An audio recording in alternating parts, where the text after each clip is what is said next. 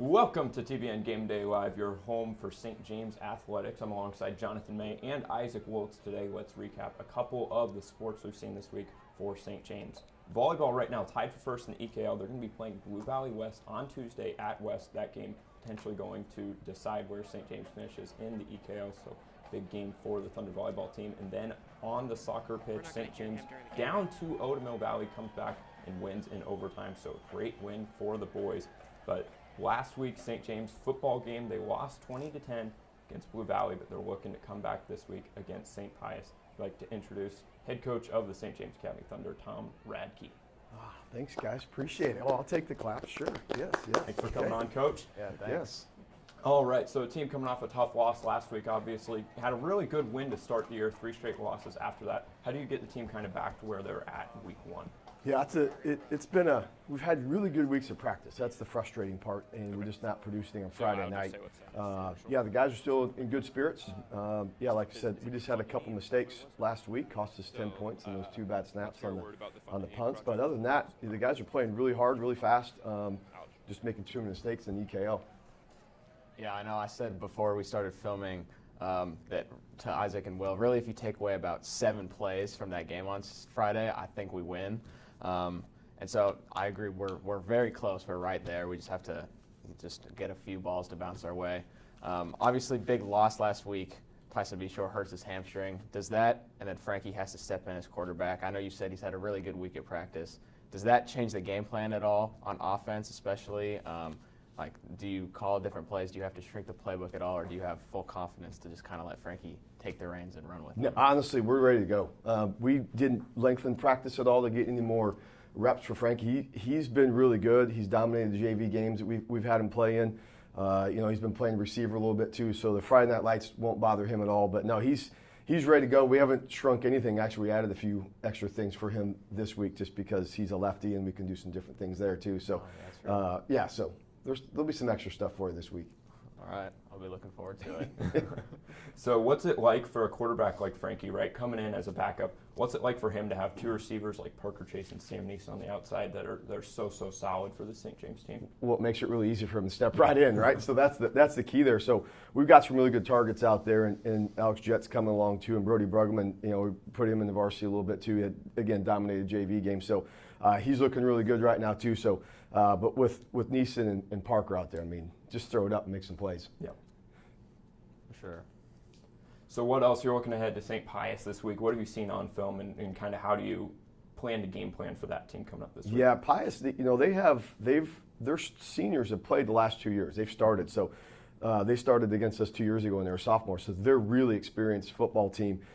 They've had a couple of guys move in too that have helped them out. And so they're not the St. Pius team that we've seen the last 3 years we played them. So they're very physical. They get after it. Their head coach I coached him when I was an assistant coach at Pius with Coach Byers. So he coached them really well. So we know this is another EKL opponent, and we're approaching it that way. And again, we had a really good week of practice so far. All right, we welcome you back in here. We've got a little bit of a trivia game for Coach Radke. Each of us are going to ask him 2 questions about past seasons at St. James. We're going to see how many questions he can get right. So, Jonathan, we'll let you get us started. All right. In St. James' 2022 game against Aquinas, which player led the team with 201 receiving yards in the game? That would have been John. No, it was Callahan Houston. It was John Neeson. No! You had it. You changed the answer at the last seconds. He had a big game that day too, so.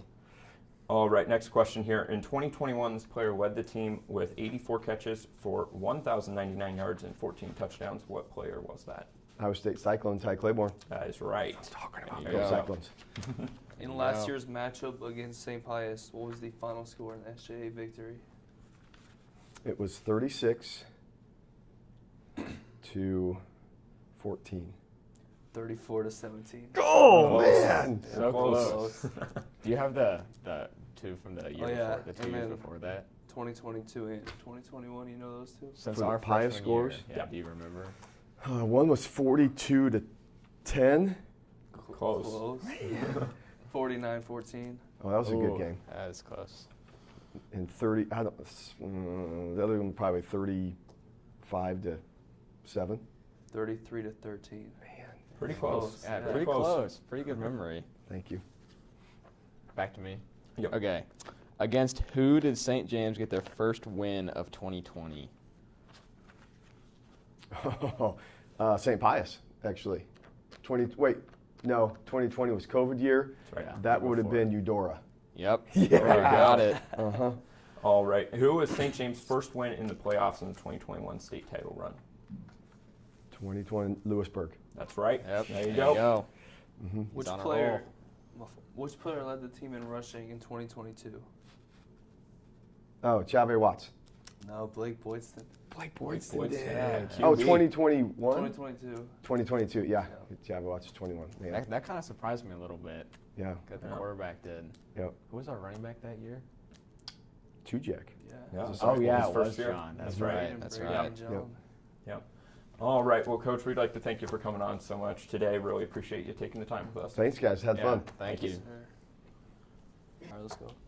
All right. We welcome you into our prediction segment here, picking the top 5.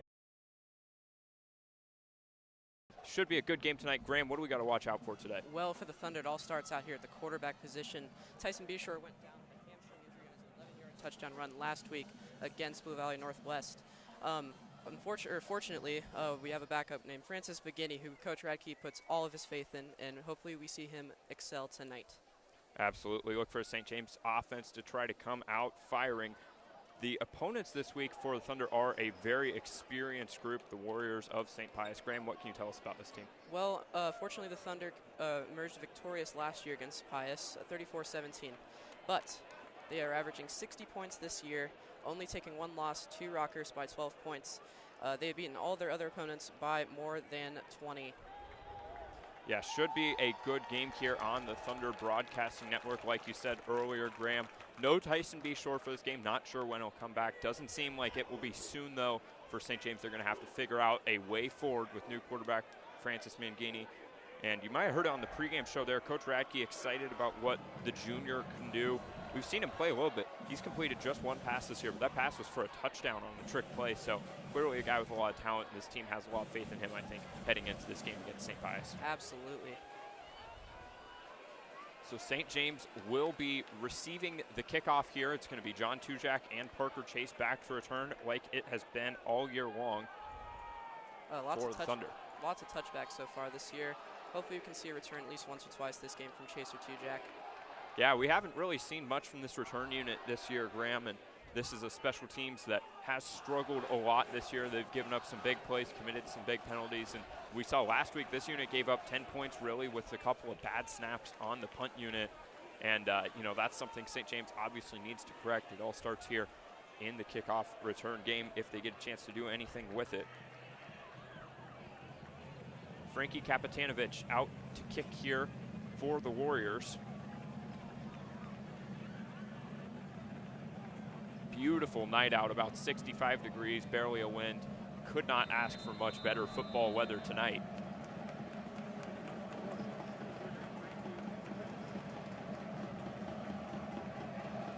And we're off. It's going to Chase. He catches that at the 2, and he'll bring it out. There's Chase up to the 26. So that's where St. James will start, about 6 yards further up, rather. Where they would have started had he decided to go with the fair catch here. This is the St. Pius team. Their defense has looked really good all year, just giving up 15 points in their last 4 games. St. James is going to have their work cut out for them tonight against the Warriors. Absolutely, and the Thunder really need to get points up on the board early, especially against a team like this, just an offensive juggernaut this year. So it all starts here with Mangini at quarterback. His first start of his career at the varsity level. He's got 3 receivers to his left, 1 to his right. Now bringing Wonder in motion. And a flag on play 1. It's going to be a false start on the Thunder. That's exactly what you can't have if you're St. James. We've talked about all year on the broadcast, but it's been the penalties and turnovers that have killed this team, especially in the red zone. But starting off play 1 with a penalty, that's not how you want to start your backup quarterback out in his first appearance. Absolutely. You just don't want to kill drives early like that. Hopefully you can see some production this drive starting early.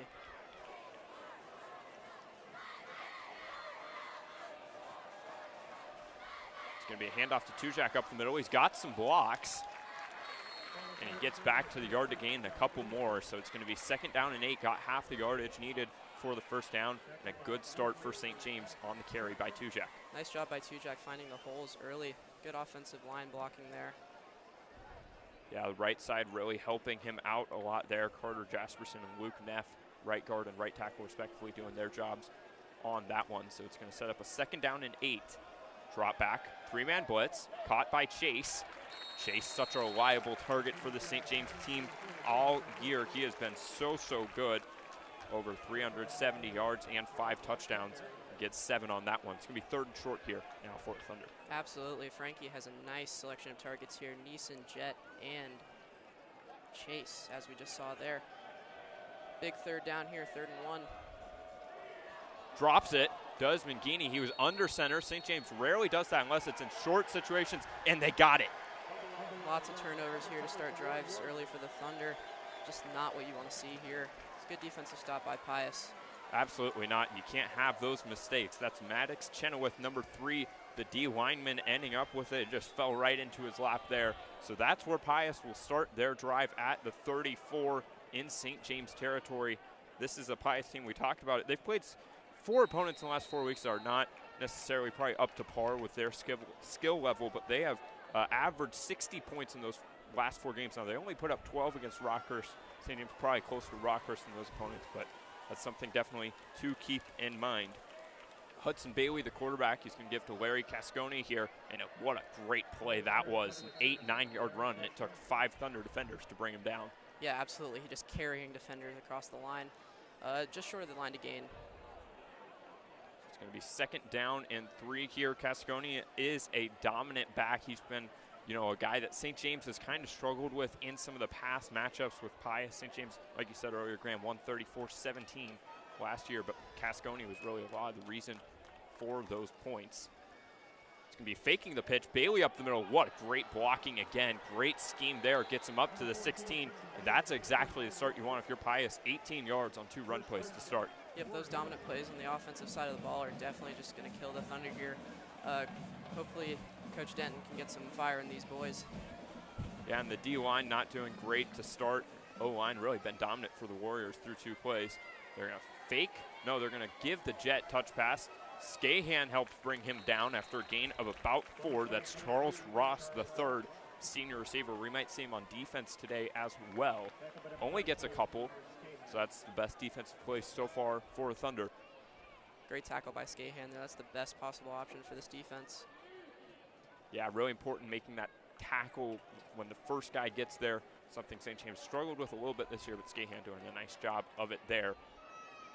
Back to the tight formation. They're going to fake to Ross. Bailey, he got smoked. He still gets about 5. It felt like Dryling was bringing him down for loss and just didn't wrap him up.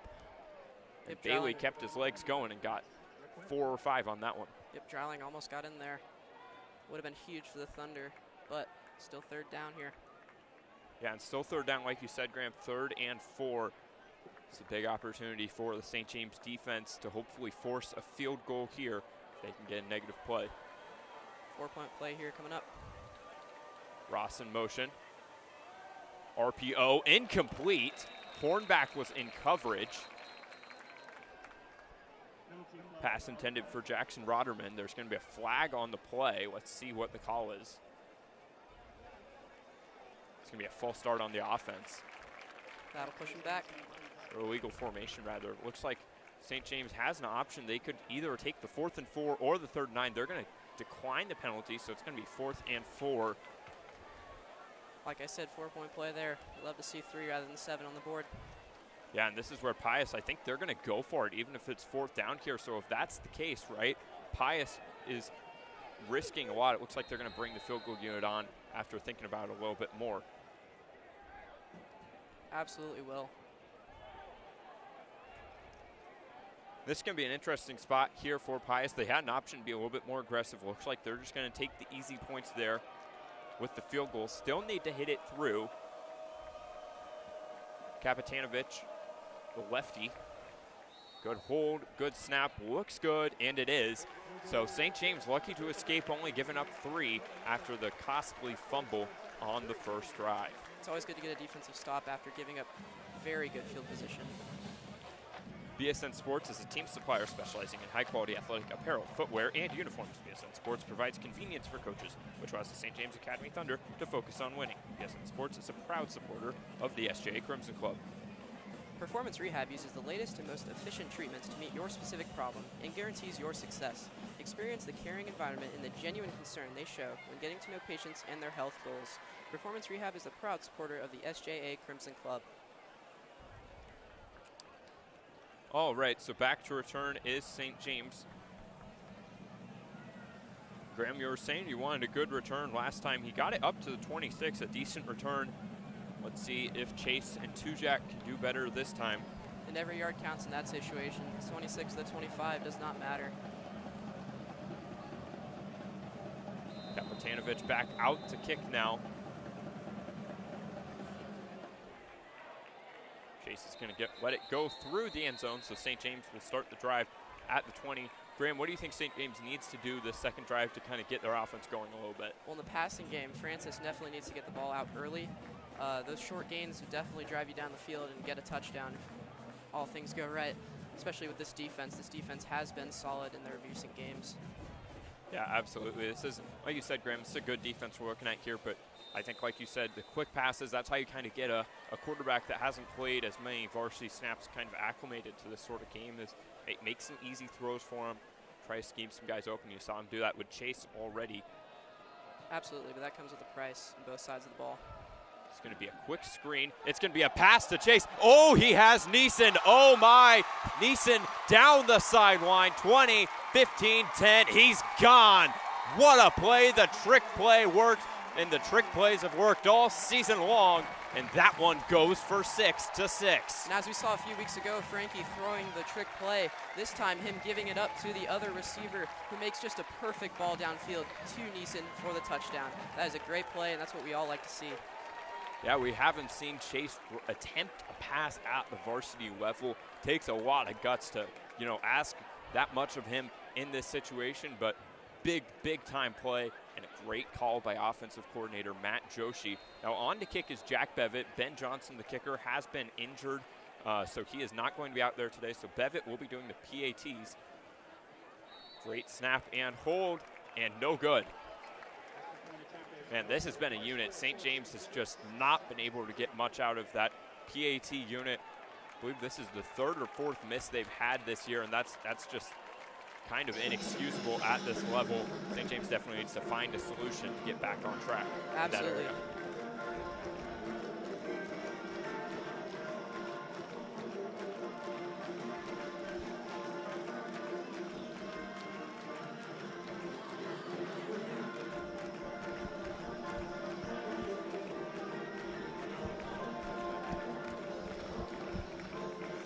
So 3 minutes into the game, both teams have put up some points early on here, and St. James defense didn't get much of a break there. That one-play touchdown drive going for 80 yards to Neeson. Neeson getting his 4th touchdown of the season on that one. So Bevitt will be back out to kick off now for the Thunder. They're going to have Ross returning along with Tommy Hustler.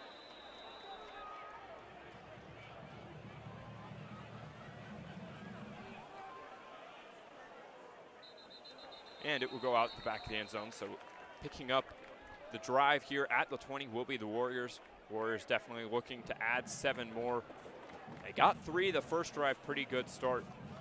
Kind of saw a little bit of what I think we're going to expect from them today, which is lots of counters, lots of kind of eye candy, what they call it, where you're seeing lots of motions, lots of fakes, that sort of stuff. I think you saw that a lot the first drive with Pius. Awesome, yeah. And lots of trick plays from the Thunder this season. We may see some from Pius tonight because this defense is very good, but they can get tired. And when that happens, absolutely. I think that's definitely in play right now. And we'll see on this first play if they try to answer similarly. They will not. Cascone, man, he has been good in the run game.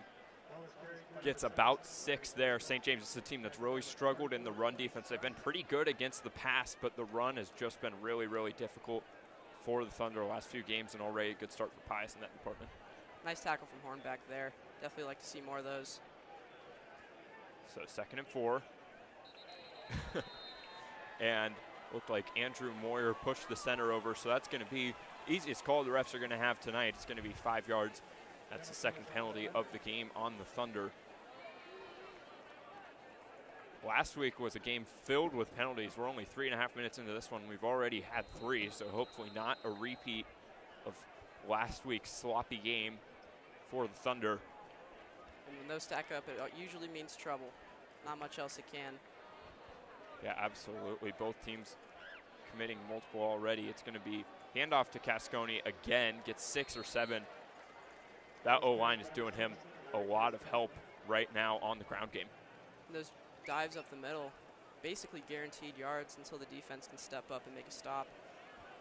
Yeah, and a lot of that is on those 2 D tackles there, number 55, Andrew Moyer, number 45, Andy Devers. It's going to be a quick pass now to the outside. Pushed out of bounds by Boydson right at the 50. That was Jackson Roderman, the senior, playing that sort of little fullback, tight end, old school football position, getting a nice catch in the flat there. Roderman getting many targets here early. They're going to mark him back a couple yards farther back than where I thought he was, so they're going to start at the 48. And now here's some of that eye candy motion going from 5 wide to a tight set into the motion. Give to Cascone. St. James was tricked. 6 or so on the gain. Ben Drury, the corner, makes the tackle. Dominant tackle from Drury there. Definitely saved him some yards. Prevented the first down. Yeah, definitely could have gotten a lot more if he got by Drury there. So corners Connor Scahan and Ben Drury already making some big tackles for the Thunder. The Thunder haven't allowed too many long plays this year. They've been pretty nice in the secondary. Very efficient. Yeah, secondary definitely has done their job on those deep balls. 2nd down and 4 now. Give to Cascone to the right. Bowling forward gets 7. I'll tell you what, that is not a guy I would want to face one-on-one. Such a powerful back Cascone is. Absolutely. Just do not want to see that coming towards you full speed. Still, St. James makes a nice tackle there. So now at the 38 will be the Warriors. Moving the ball nicely down the field through the first minute or 2 of this drive. It's going to be back to that trips bunch to the left. Give to Cascone again. Great read on the zone run. And he fights for the first down. Man, this guy has been very, very difficult to stop so far for the Thunder. Yes, absolutely. Might have been shaken up a little bit on that one. Maybe lets the offense rethink their decisions on running the ball every play. Yeah, and you saw St. James, they subbed in Zachary Lero and Sam Charlton, both at D-tackle. Those 4, Devers and Maurer, the starters, and then Lero and Charlton, I expect them to rotate a lot because, like you were saying earlier, this is a team that could get tired if they keep running the ball this well. It's going to be back up the middle with Bailey. Charlton and Boone in on the tackle, gain of about 3. There's that stop I was referring to. Maybe we'll get the ball in the air here. Bailey has been an efficient quarterback, but this defense is just unstoppable at times. Yeah, and we haven't seen him throw much today, Graham. That's something that, you know, they don't want to challenge the secondary, and why would you with how well they've been running the ball? So big stop here, maybe makes him throw it. It's going to be 2nd and 8. Play action. Bailey has a man. Ross dropped. Hit him in the hands. It was a difficult catch to make. Still could have been brought in by Ross, but he was unable to. That's going to make a 3rd and long, the first one of the day for St. Pius. Good pressure by Jordan Boone, the linebacker out wide playing coverage on Ross. Maybe put some fear into Bailey there as he overthrew him that time. So now a 3rd down and 8. Got to be thinking pass here if you're St. James, but wouldn't be shocked by a run either, especially if they're trying to set up an easier 4th down.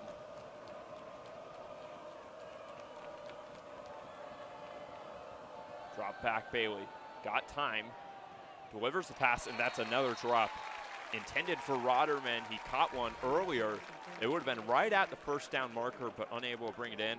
Field goal unit will head back onto the field for the Warriors. Great coverage by the safety Boyson. This will be a long field goal. At least 40 plus here in front of the Warriors.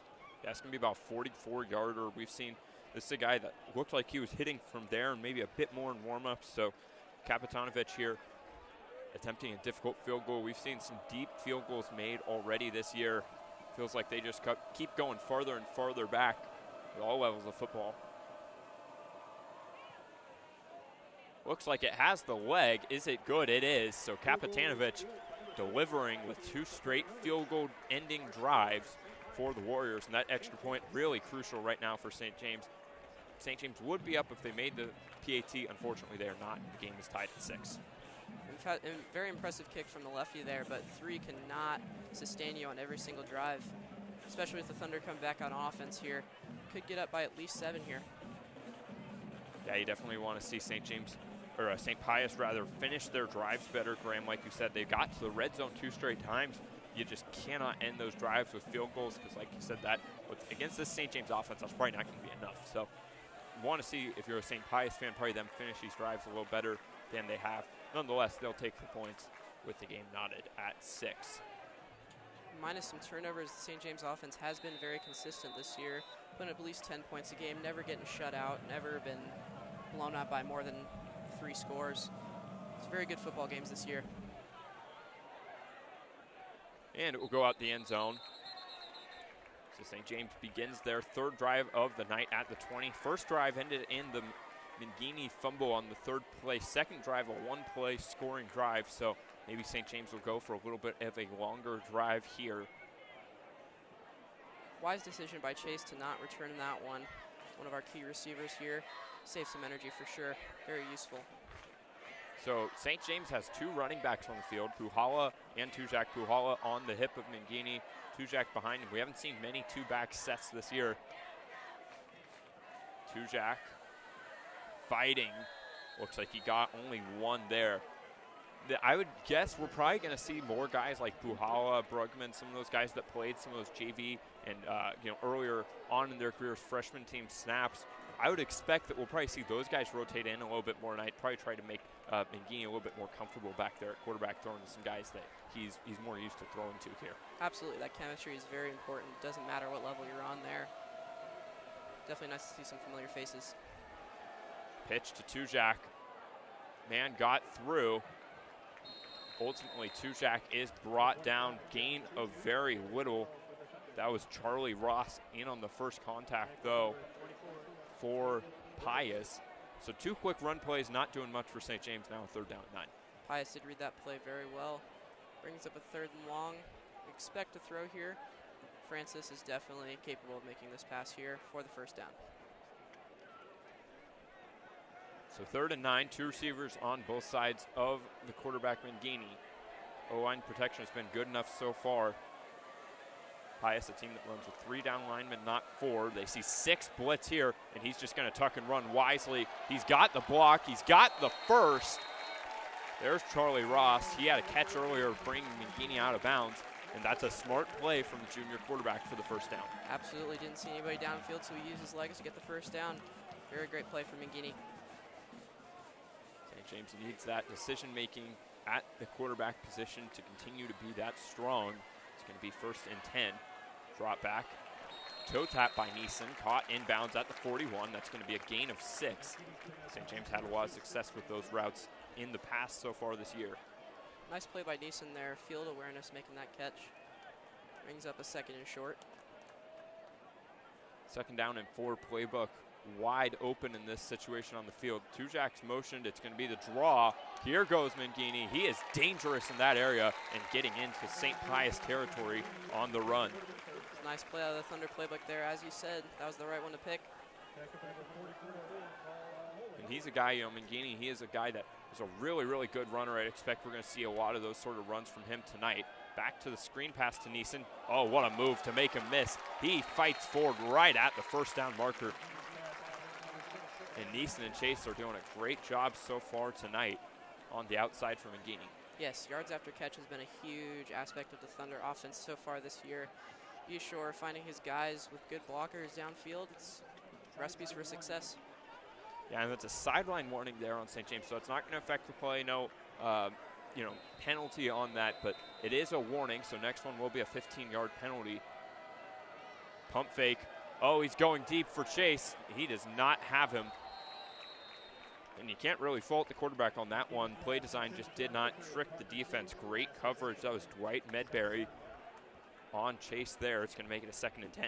Great coverage by Medberry there on Parker Chase, who threw that touchdown earlier.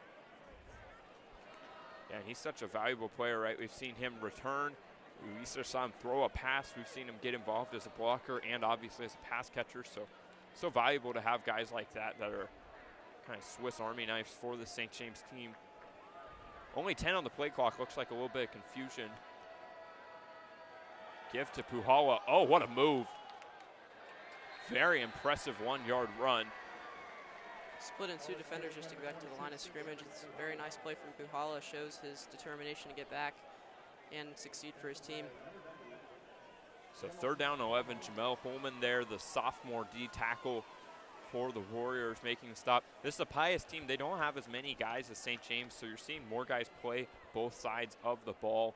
You're going to kind of notice that tonight. We're probably going to be calling a lot of the same names on both sides of the ball here. Absolutely. Maybe some trickery from the Thunder in the 3rd down here. 3rd and long coming up.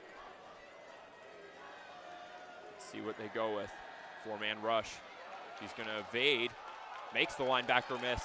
Oh, he is still up. He is down at the 31, so it's going to be a 9-yard run. You're seeing how dangerous the junior quarterback for the Thunder is out in open space on that run.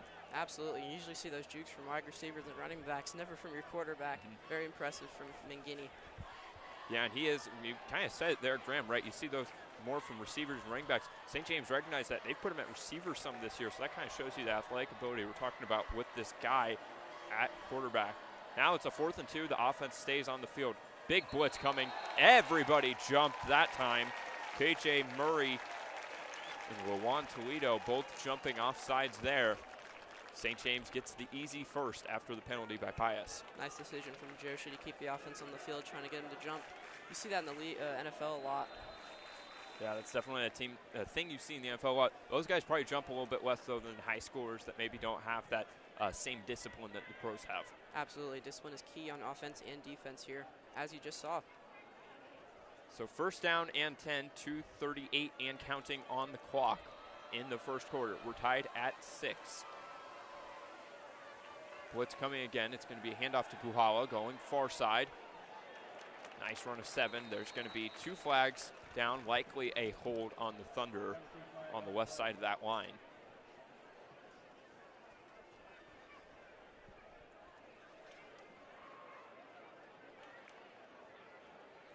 That's what it will be. So St. James backing up 10 yards. It'll be 1st down and 20 now after the penalty. You just can't have those happen in the middle of your drive, almost to the red zone. That's a drive killer right there. Absolutely. It really, I mean, especially with Mangini at quarterback versus Beshore, but just in general, having, you know, a big penalty like that on 1st down, at least it's on 1st down, right? It's better than 2nd or 3rd down, but that makes it just really, really hard on an offense, especially, like you said there, when they're kind of in a groove like St. James was just moments ago. Absolutely. Alec Jett here in the game, probably Mangini's favorite receiver this year. Now it will be 1st and 20. He's at the bottom of your screen with 3 at the top. They're rolling to his left. Oh, he's going to chuck it up to Neeson. That one not going to be completed. That was Noah Gonzalez in coverage, number 18. He's going to make it a 2nd down and 20. Not terrible to take a shot like that on 1st down, just didn't succeed. We'll have a 2nd and long here coming up. Yeah, intended for Neeson there. We've seen Neeson a lot involved early on in the pass game. He's a guy who's been involved a lot this year, obviously. 4 games in, he's had 19 catches, so they're getting him the rock about 5 per game. But right now, they're targeting him even more than they had before with Beshore at quarterback. Now back to the 5 wide set. First time we've seen that tonight. QB run. Pius was ready. St. James likes to run out of that formation, and Pius knew it. That's Jimmy Holman back in on another stop. He's had a really good drive for the Warriors. Absolutely. That's a nice stop by Holman there. Just forcing the 3rd and long here. Expect a pass here, maybe another shot, maybe some trickery. We will see. Yeah, and I wouldn't be surprised, you know, if you're St. James here, 3rd and 20, 3rd and 21, something like that.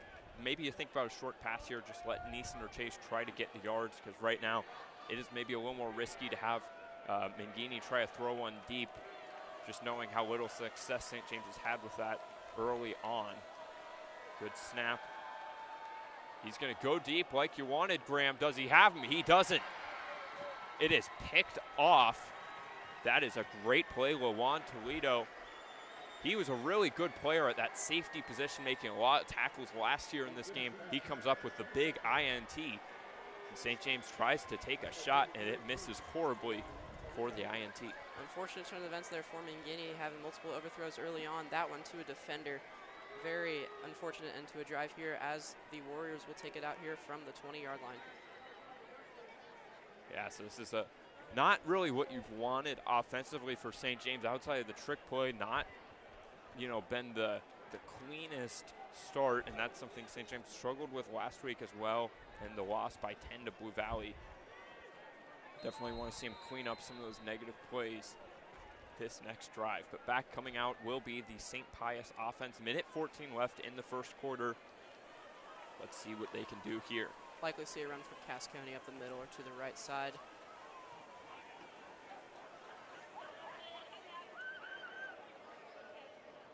We're going to give it to him. Bounces it outside. He is still going. There's a hold on the Warriors. Very obvious call, it looked like there. That play looked like it was intended to go up the middle. He didn't like what he saw, so he bounced it out. Sign of a great runner there, but it is going to be likely a penalty on the Warriors. Absolutely, a good read from your running back there. Definitely unfortunate pending the penalty.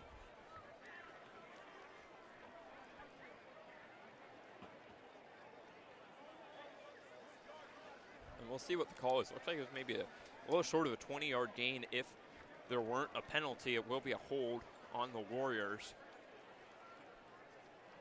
Definitely steps in the wrong direction here for the Warriors offense. Yeah, you saw what happened last drive when St. James got a 10-yard penalty on 1st and 10 on a hold. It ended in the INT. Obviously, Pius doesn't want to repeat that, but they've got to find a way to, kind of get themselves out of the hole they just dug as well.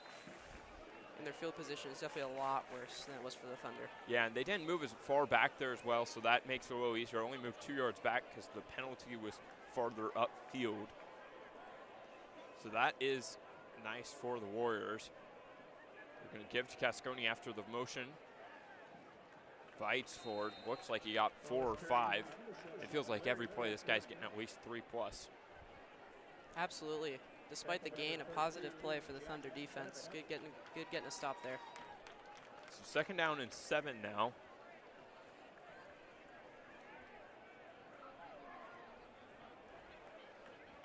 Pius does have to run a play here. Play clock about 2 seconds in front of the game clock. RPO, incomplete. Looks like that one was intended for Brock Chisholm. We've seen a lot of incompletions on some of those quick hitters today, whether it be the receiver or quarterback's fault. They definitely need to clean that up. Yep, right through the hands of the receiver there.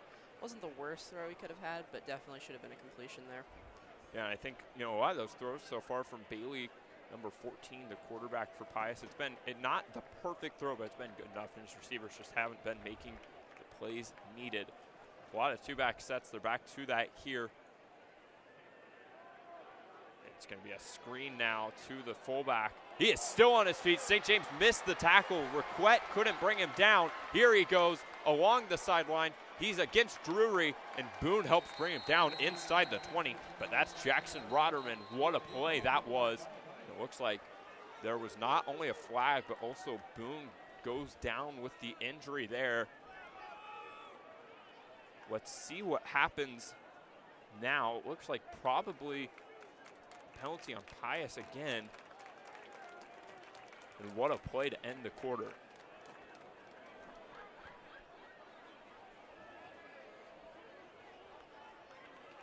And it will be a hold on Pius there, just a dagger to their offense after that amazing play by Brocksterman. Yeah, so that is going to be a hold. And we end this quarter at 6-6. Investments, tax planning, retirement, insurance, managing all aspects of your financial life can be overwhelming. That's where Claudic Wealth Management comes in. We'll help you fit each piece of the financial puzzle together. Schedule a free assessment by texting Go Thunder to 913-402-6099. Claudic Wealth is a proud supporter of St. James and the Crimson Club.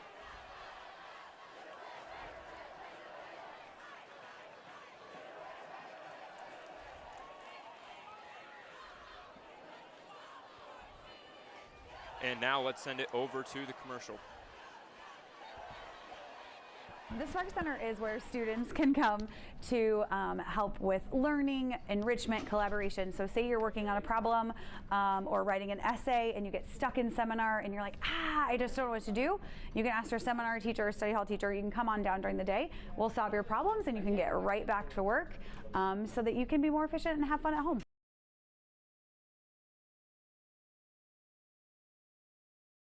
Network here, St. James tied at 6 after a big run there by the fullback brought back.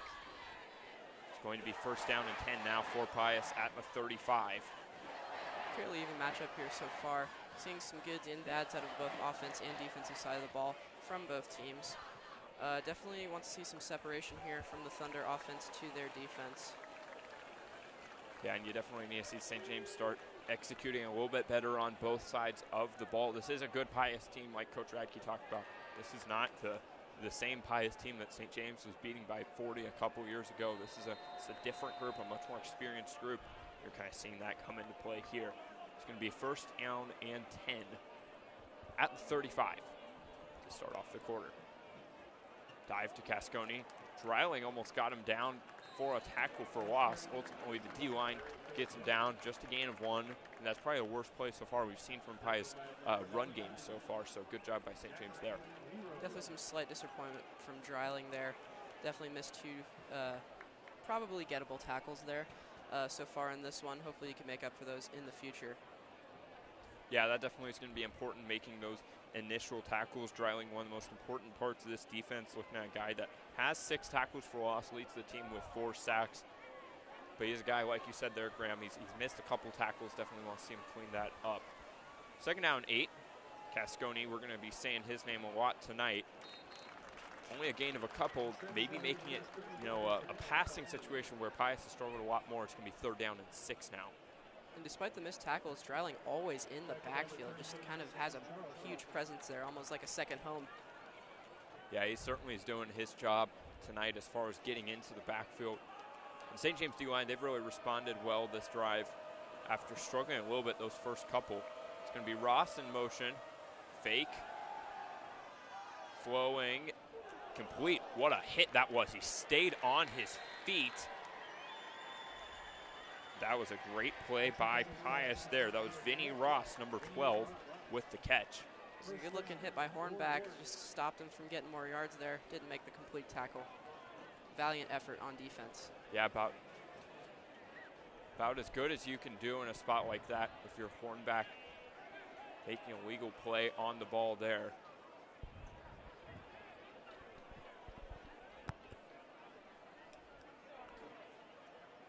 So now at the 49-yard line will be Pius. Tight formation bunch on the left. Give to Cascone. And just working into the second and third level there. Nice run of 7 for Pius. Absolutely, Cascone just been dominant so far. Defense has stopped him, and on those long runs have been taken back. We will say Jordan Boone, he has not been back into the game after that injury. He is on the sideline, it looks like, but not back in the game. William Pattison, number 29, taking his place. Played some good football so far this year for the Thunder. Cascone, he is still on his feet, man. This guy is difficult to bring down. It takes multiple defenders almost every time. Cascone looks like he came up about a yard short on that one. When you see a running back dragging Max Raquette around, it's definitely a sight that he is a very experienced guy and just a truck. Yeah, like you said there, Graham, don't see a lot of guys taking the senior D-end, one of the stars on this team in Max Raquette, along for the ride. And it looks like he didn't get it. Let's see what the call is. That was a great play on the outside. Hank Schreiner getting involved, finishing it off, along with Jack Bevitt. And it is going to be short. It looks like Pius is going to go for it. 4th down and 1 here, big play. Definitely want to pinch the line here for the Thunder. Expect to run up the middle or possibly outside. Big decision time. They're going to go for it on the 4th and 1. Oh, and it's going to be a motion into the QB sneak for Roderman. I would guess he got it. Let's see where they motion. It's going to be close here. Yeah, it's going to be right at the line. Yeah, Yeah, they're going to say he did get it, I believe. Yep, so they motion the first down. We talked about lots of motions from this Pius team. That was a creative one there, motioning the fullback under center to go for the QB sneak, and it works out for a first down. It's a game of inches here, Will. Definitely was close to the fourth, but they got it by the hair on our chinny chin chins. So it's going to be a first down and 10 now at the 41-yard line. Play action, and they're taking their first shot of the night. What a beautiful ball that was, way overthrown. It looked good coming out of his hand, and then you saw where the receiver was. It was not even close. Tommy Hutzler, the intended target there, number 81. Elite coverage by Drury there on the outside. He's been burned a couple times this year. Glad to see him make up for one there. Yeah, he has been one of the many seniors playing a lot of snaps on the defensive end for this St. James team. And he has really risen to the task as the season has come along. Both him and Skahan, the corners on the outside, done really, really good so far this year. So it's going to be second down and 10 now at the 41. 8:40 on the clock. Pius taking plenty of time on this drive. You're going to see that a lot with teams that run as much as the Warriors do. Play action again, incomplete. That was intended for Waterman. Dreiling might have gotten his hand on it. It's going to be third down and 10. Nice job by Zach Lero, the junior, to get in there, put some pressure on Bailey, force the incompletion. Yeah, and I think Pius is a team that doesn't want to throw the football. They've had to do it back-to-back plays after St. James has stopped the run a little bit. And now third and 10, you have to expect another pass here. Let's see. Play action. Ross, little tunnel screen. That is not going to work. He's going to get maybe 4 on that one. Charlton and Bevitt in on the tackle for the Thunder. It's going to set up a 4th and 7. It's a nice stop there by the Thunder defense. Very impressive. Now 4th and 7, big decision for Pius. Let's see if they go for it or not. Looks like they will.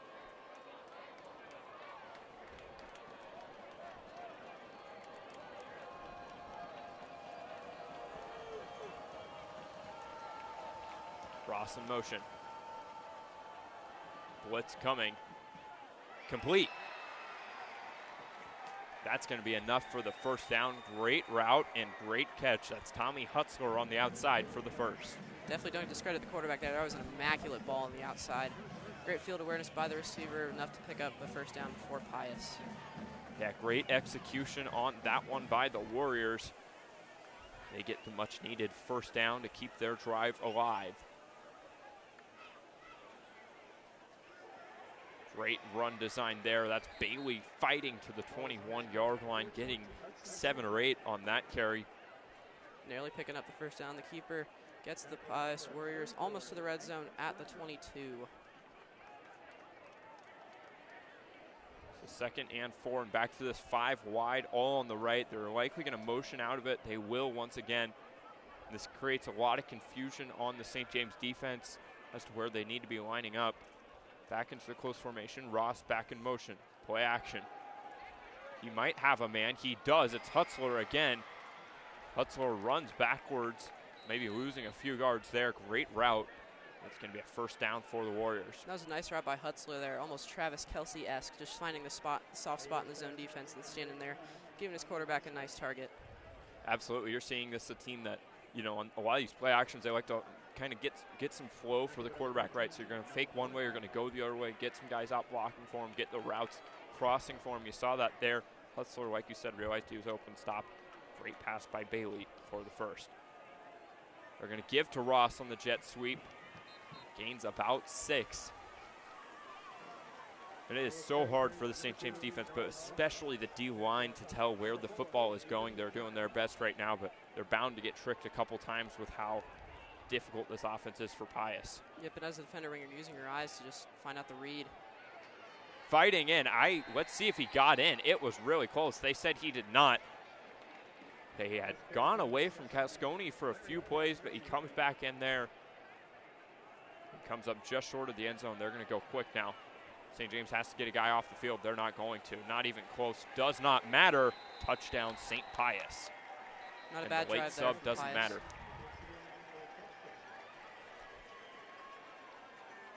Nice run in there from Cascone. 1-yard touchdown run. Puts the Warriors on the board.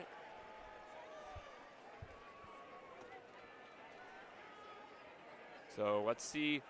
This is a decision now for Pius. They could go for the 2, try to get up 8, or just go for the PAT. I believe the PAT, yeah, the PAT unit is going to be on here. That's probably the decision I would make in this moment as well. Absolutely. Those risks there early aren't the best decision to make. Yeah, no need to chase points at this point in the matchup. Kapitanovic back to kick. Looks good, and it is. So 13-6 is the score, with just 6:32 remaining in the first quarter. Or second Solid quarter. drive there from Pius. Definitely what they want to see on offense. Thunder defense gives them the reason to chip on their shoulder to come back swinging next drive. At Luxury and Imports, you'll find a top-notch car dealership with over 200 carefully selected pre-owned vehicles. Luxury and Imports offers the complete auto experience: service, body shop, rent-a-car, and car sales. Their staff is driven to provide 100% satisfaction, ensuring a stress-free car shopping experience. Discover their motto: the right car, the right price, the smart choice, located in Leavenworth, Kansas. Visit Luxury and Imports for your next car experience. Looks like Pius will kick from the left hash here, awaiting the ball from the referee.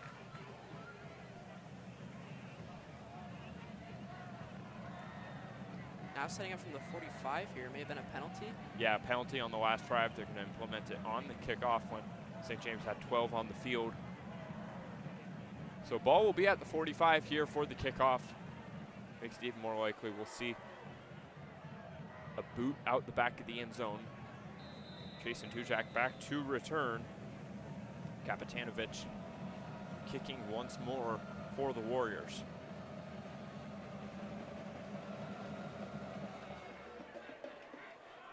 St. James will let it go out. Starts the drive at the 20. Now St. James, they need to find a way to get back that rhythm they had at the beginning of last drive. For about 5 or 6 plays, everything was running smoothly, and then the penalty on first down really stopped their momentum and brought it back, ultimately culminating in the INT by Mangini to Toledo. Absolutely, just finding a groove here in the offensive scheme definitely will be essential to a good drive here for the Thunder. Back to the 2-back set for the Thunder. Mangini, Tujak, and Puhala in the backfield. They're going to fake the pitch, give to Puhala. Oh, here he goes. Puhala still on his feet. He is ripped down by Ross, but what a carry that was. His best play of the season so far. Goes for a big gain and a first down. Fantastic offensive play call there from the Thunder, getting Puhala open with holes there in the defense. Very impressive. Yeah, and we talked about earlier, right, it's so difficult for the D-line to tell on these fakes and motions. You saw it there on the other side of the football for St. James, working to their advantage for the first down. Looking to his left. He's going to escape. Whipped out of bounds there. That's KJ Murray III bringing him out. Loss of maybe 1 or 2 for Thunder. Might have had Jet open there for a split second. Not a bad read to take it to the sideline there. Don't want to throw a pick here early in this drive, especially with some promising plays so far. So it's going to be 2nd and 11 here at the 41.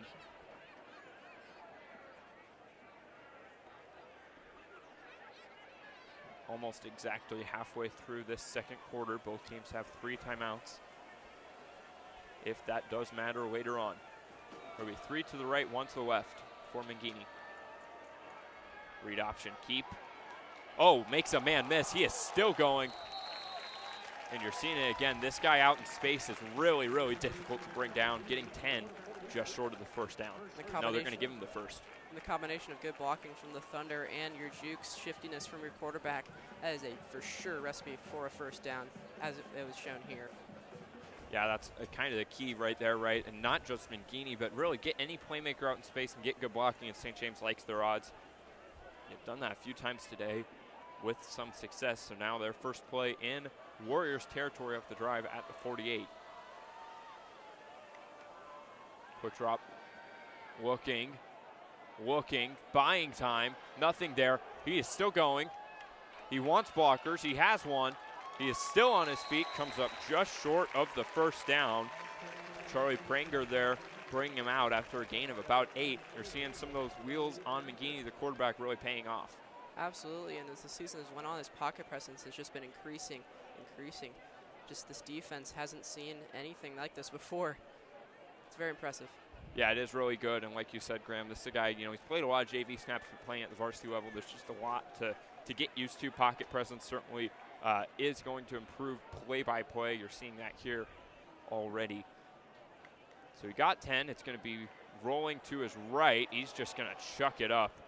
Got hit as he threw, and it's going to be incomplete. Good pressure there from the Pius defense, forcing the throw away. Good decision by Mangini to throw that one away. Didn't want to throw it into some pretty bad coverage. It's going to be 2nd down and 10 now at the 38. Puhala entered the game for Tujak there, running back. So we'll see Puhala next to Mangini here.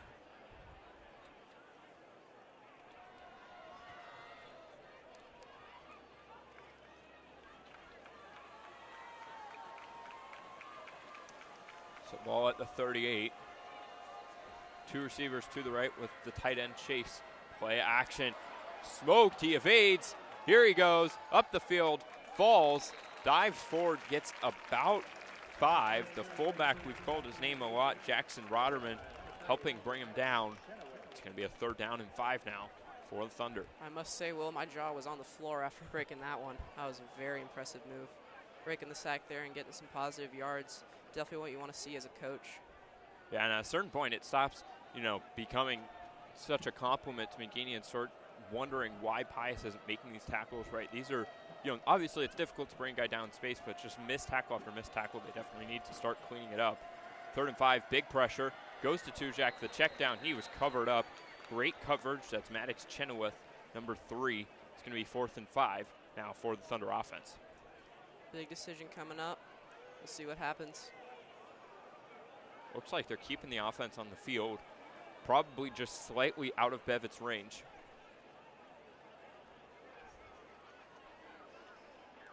.432 left in the half, so plenty of time for both teams to come back and score. I don't recall any prior punting experience for Mangini. You still could see something of the sort, but it doesn't look like here. Go for it on 4th and 5. Blitz comes again. Good enough pressure. Out route complete to Neeson. He gets the first. He gets more up to the 13-yard line, and he goes to one of the top receivers in the EKL, Sam Neeson, for the 1st down.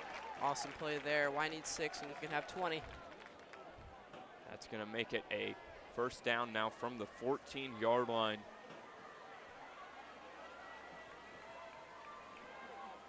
Great route by Neeson. Found himself wide open. Mangini dropping a great one in the bucket there for the 1st. Absolutely under pressure there on 4th down. It's good to have a quarterback that can deliver a ball, especially with the tight defense there. Yeah, and Pius been blitzing a lot on some of these big plays, but St. James responding fairly well to it. We have just 4 on the play clock here, so St. James needs to hurry up a bit. Wonder in motion. Wow, he's still on his feet. Thought he was down. He is brought down finally at the end. Man, so shifty is Mangini.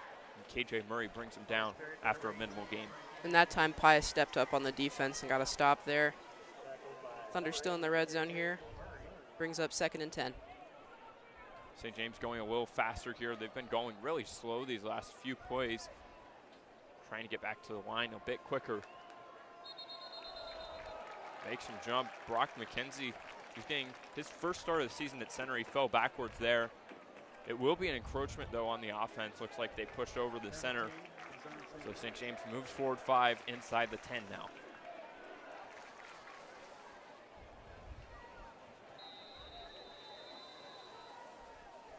St. James did make the decision to move McKenzie to center and Cantu, the guard. We've seen, snapping issues all season long. I mean, McKenzie is one of those guys that has been a long snapper.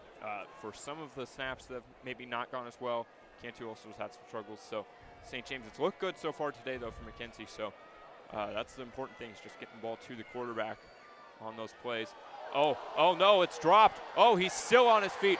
Oh my goodness, he just has to beat Mangini, and I think he will. This is not good. Lawan Toledo, he got a pick earlier. Now he gets 6 for the Warriors, and that shows you right there, just one play can change an entire game, and that is a crucial mistake for the Thunder. Very sloppy play there. Not a great snap from McKenzie. Mangini making the toss seem a little bit difficult for Two-Jack, and then just the defense stepping up and making the play, taking it back for 6. That's all about execution. Terribly executed play. It was not a great snap, or McGee didn't catch it right or something, and then the pitch was just a little off. This just really is unfortunate for St. James. They've been kind of doing everything they want except for just a play here and a play there, and that's really costing them. Absolutely, that'll bring them down double digits. Fortunately, almost 3 minutes left to go here in the first half. Definitely get another good, decent drive in.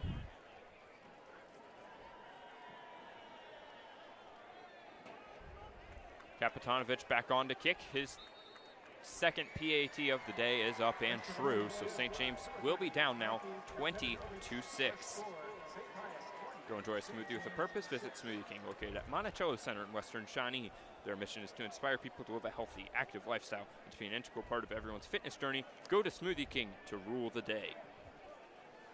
BSN Sports specializes in high-quality products for all sports and age groups with uniforms, coaches' gear, footwear, and Booster Club items. They are the St. James Academy partner in athletic wear and are proud supporters of the SJA Crimson Club. All right, well, St. James going to get back on the field here, down 20-6. Only 2 scores, very manageable to come back, but definitely not the start you've wanted. Offensive coordinator Matt Joshi has been roaming the sideline since the break, trying to get his guys fired up.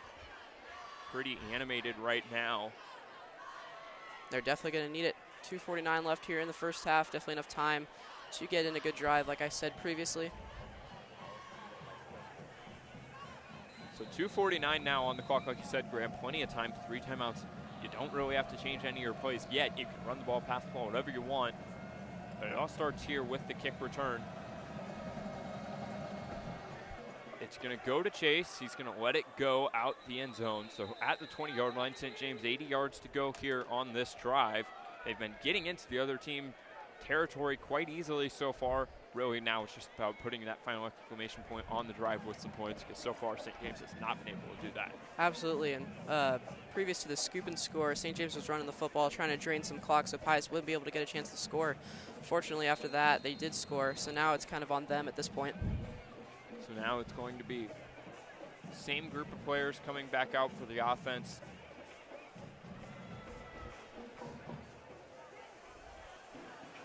St. James needs to find an answer fast.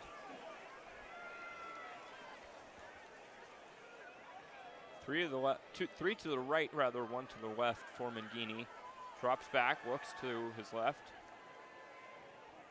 And that was underthrown, incomplete, intended for Wonder. He had him open there, but couldn't get the ball to him in time. Comes up a couple yards short to Jude Wonder. Definitely those throws on the run, definitely hard to gauge there on accuracy and distance. Don't want to throw anything stupid there. Yeah, I think Joshi maybe was wanting him to go to the check down, the guy a little bit closer to him. That was open. It's a difficult throw to make for Mangini.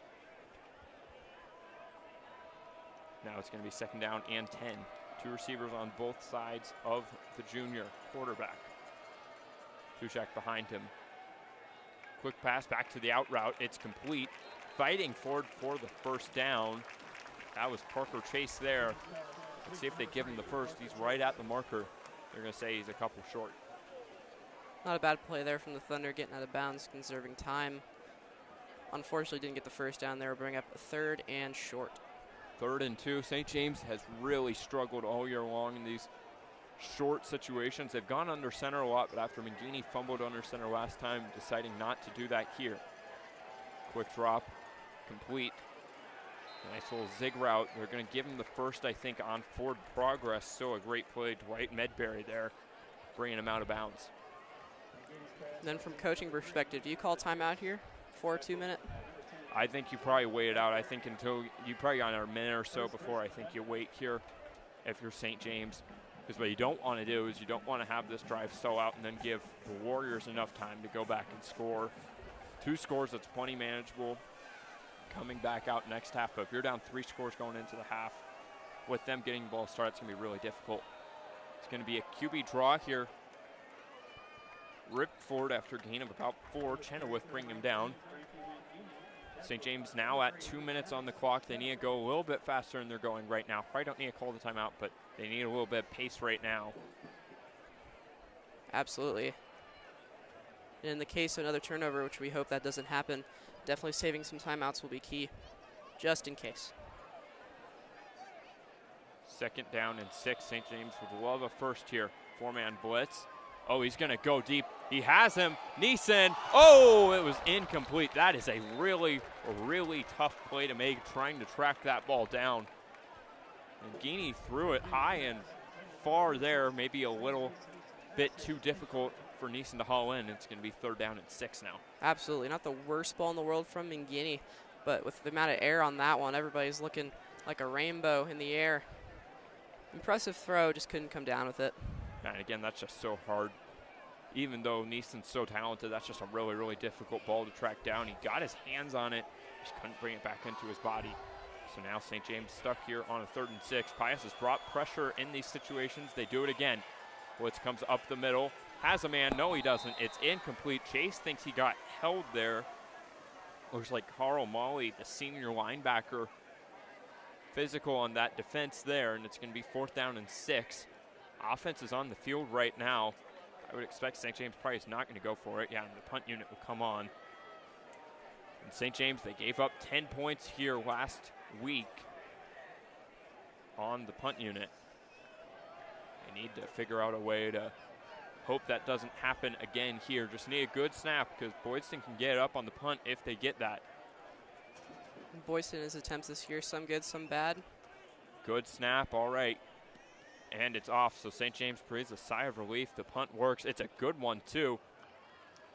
And Hutzler, he is brought down at the 20. Good play there. That's Sam Neeson, the wide receiver, on that one. Absolutely. Versatility is key, as shown there from Sam Neeson. CatholicFaithStore.com is the local St. James family-owned business offering Catholic medals, rosaries, statues, and more. And they're another great sponsor of the Crimson Club.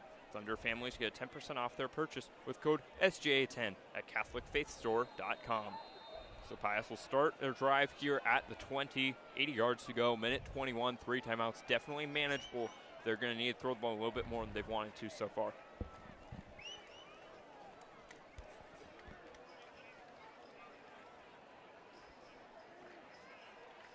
Three to the right, tight end on the left.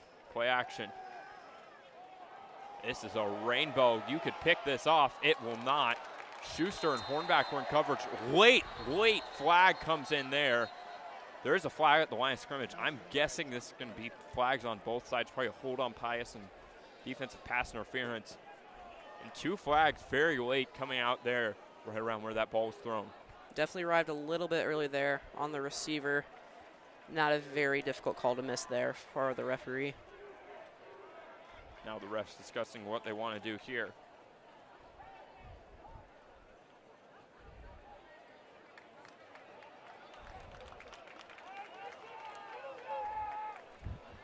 So that is going to be what happens. Offsetting penalties, reset the down at 1st and 10. The only thing that changes, Pius is going to lose a little bit of time off that clock. And all that does is just decrease energy for both sides before the half. Fortunately, the break will be coming in just a minute and 14 seconds of playtime.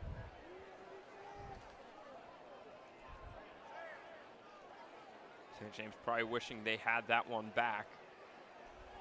Definitely not the prettiest ball, a ball you could have made a play on. Unable to do so there. Run, a little bit of a surprise, but it's worked so well. Why not? Cascone gets 7. Flag's going to bring him back, though. That's going to be another hold.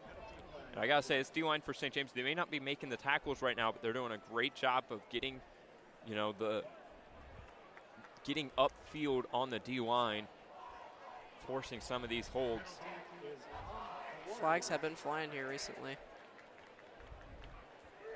Yeah, it's not something you expect from a Pius team in their 6th game of the season. You'd think, a team with as many seniors as they got would be maybe a little more experienced and maybe a bit wiser in some of these moments, but they're not showing that so far. Now it's going to be 1st down and 20, so the 3rd straight 1st down play of the drive.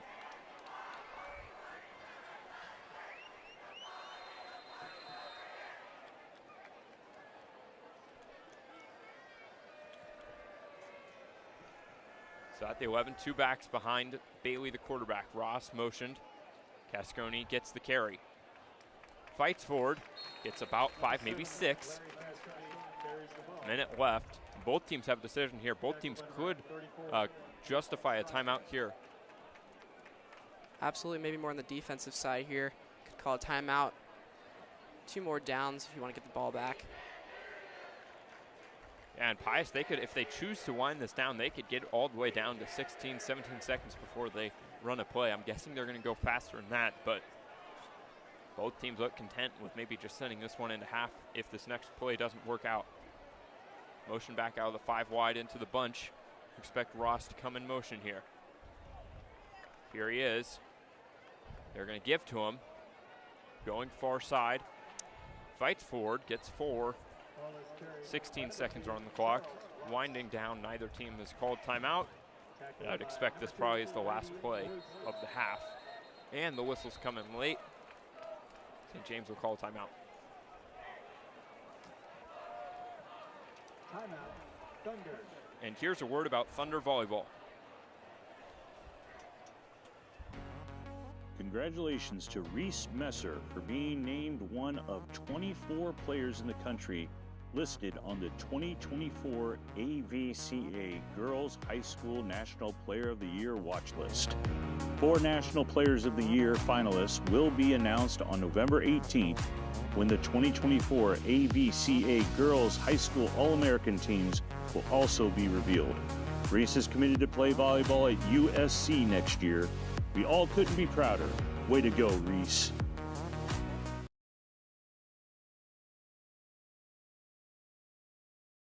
Left, 3rd and 10. They want to force Pius to run another play here. Not really a bad decision. There's, you know, not a lot to gain from it unless you think your defense can come up with a turnover, but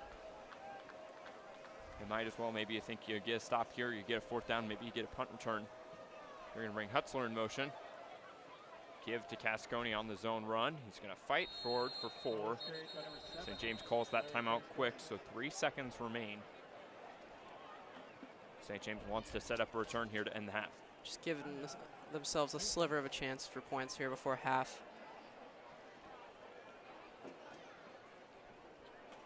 So 4th down and 4 here.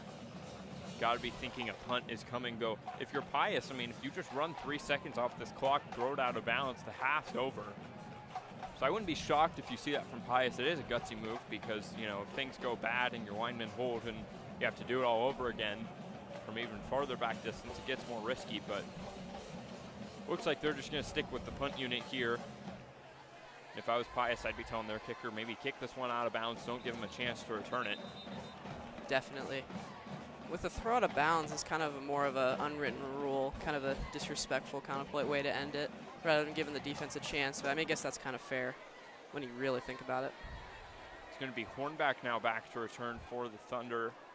They'll be at the 40. We haven't seen a punt today from the Warriors. It's going to be running back Larry Cascone. Looks like he's going to be punting. Hornback comes up much closer. Rather, it's going to be a full house, and yeah, that's what they're going to do. They're going to step back and take the knee. So similar idea there as throwing it out of bounds.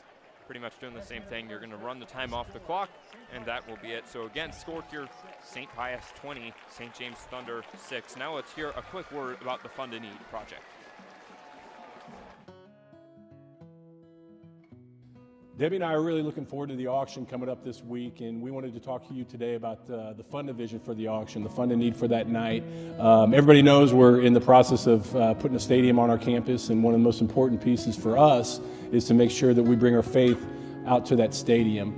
So we're going to be trying to raise some dollars on Saturday for a crucifix that we've been working on with a group out of St. Louis. Studio Totus is an architecture group and an artist group that we've been working with and consulting with for the past couple months about what potentially this crucifix could look like. Yeah, we are so looking forward to the beauty that's going to be in our stadium as a representation of who we are from this space out all the way to our field, that we are the people of God in the chapel, but also in our athletics and activities. And so this is an opportunity for us to be evangelistic and have this crucifix depicted in a place that all of our community, those here at St. James and those that are visiting, to see the good news and that is through Christ crucified, died, and rose on our behalf so that we may be with him eternally. So we're really excited about where this is going, the beauty of this, and how we continue to pass on the faith through the education that happens in art. Yeah, so we're really looking forward to this weekend, and we hopefully, prayerfully, you consider a gift for the Fun Division for this year, and we're looking forward to having a great night. God bless.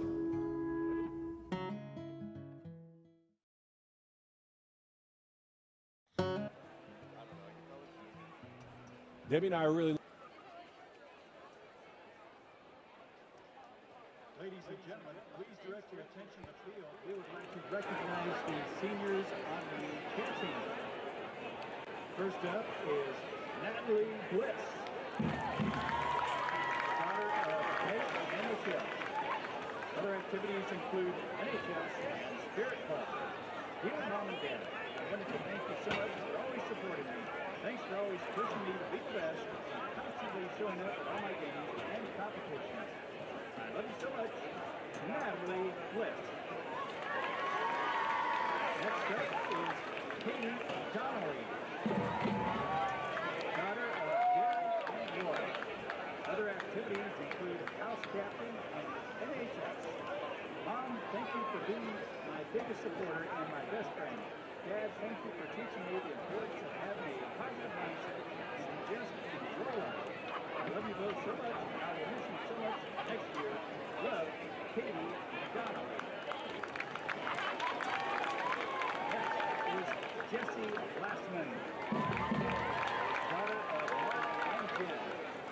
Other activities include music captain, SJA Strong, Spirit Club, and yearbook staff. Mom and Dad, thank you guys for not only being the best parents ever, but also being my best friends and biggest supporters. Dad, I will miss our long talks about the Lord, and Mom, I will miss having you there as my go-to for everything. I love you guys. I will miss you so much. Jessie Glassman. Next is Ellie Murs, daughter of Matt and Chris. Other activities include NHS, Spirit Club, and House Captain. Dear Mom and Dad, thank you for loving and supporting me in all that I do. Mom, I'm forever grateful for everything you have done for me, and Dad, I'll for real miss playing Fortnite together. I love you both infinitely. Your little girl, Ellie Murs. Next up is Lila O'Hara, daughter of Adrian and Dominique. Other activities include lacrosse and Thunder Service Club. Dear Mom and Dad, thank you guys for everything you do for me. Mom, I am going to miss our bachelorette watch parties, and Dad, I'm going to miss our coffee dates and spontaneous errands. I know you both will miss me when I give you a hard time. Have fun with Bentley's Medical Mystery and Little Trap. Love, Lila O'Hara. Next is Lily Wheeler, daughter of Dean and Annette. Other activities include Sow New Seeds, yearbook editor of photography, Thunder Service Club, House Captain, National Honor Society, Grace, SJA Student Ambassador, SJA Strong, Mass Ministry, Spirit Club, and an intern in the marketing department. Dear Mom and Dad, I cannot thank you guys enough for everything that you guys have sacrificed for me. Mom, I will miss our random late night talks more than anything. Dad, Sunday night dinners will never be the same without your top-notch drilling. I'll miss you guys more than you know next year. Don't have too much fun with Daisy and Miss Kitty. Thank you for being my #1 fan. I wouldn't be who I am today without your unconditional love and support. Lily Wheeler. And now we're going to recognize the seniors on the girls golf team.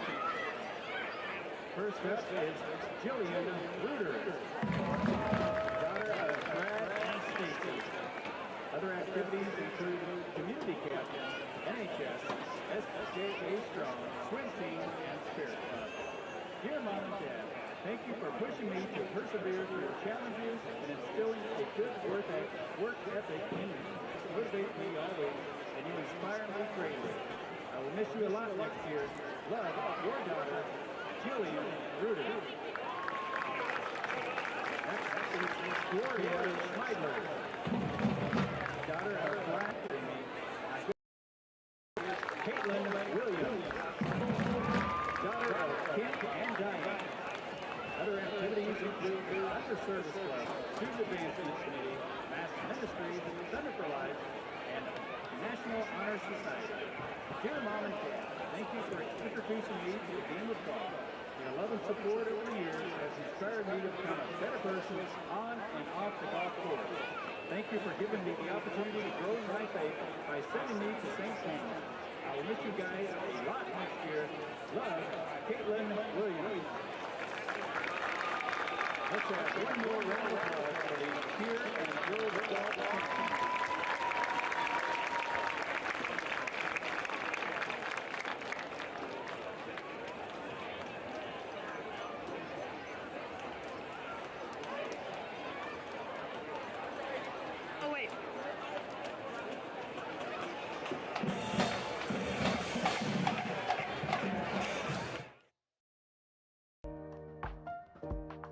Thunder Service Club is really part of K-Club, Kansas Association for Youth. We meet every month and we do a small service activity from 7:30 to 8 a.m. In December, we usually do treats for students during finals, and so they'll spend some time making cards and getting those treats organized and delivered.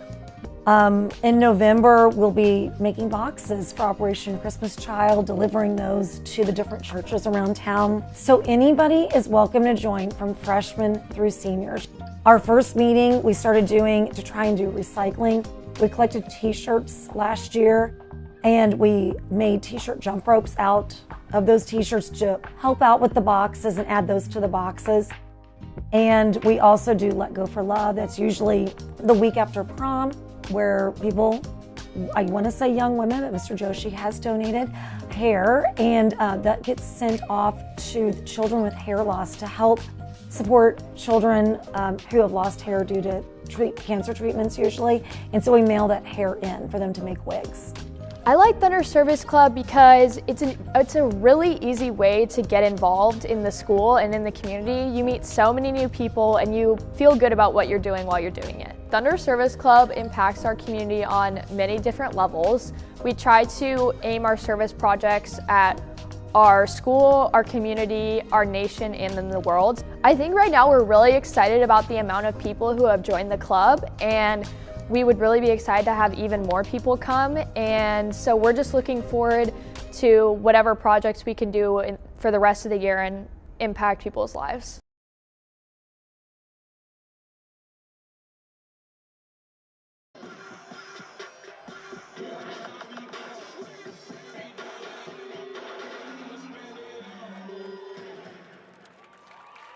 Let's hear it.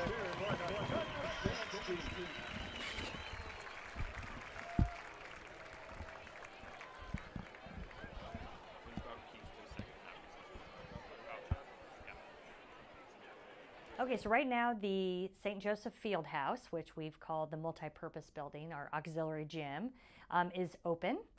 Construction is complete there. We're finishing some landscaping, but it's being used already for practices and some games. And I think there's actually volleyball in there this weekend. So it is up and running and is great.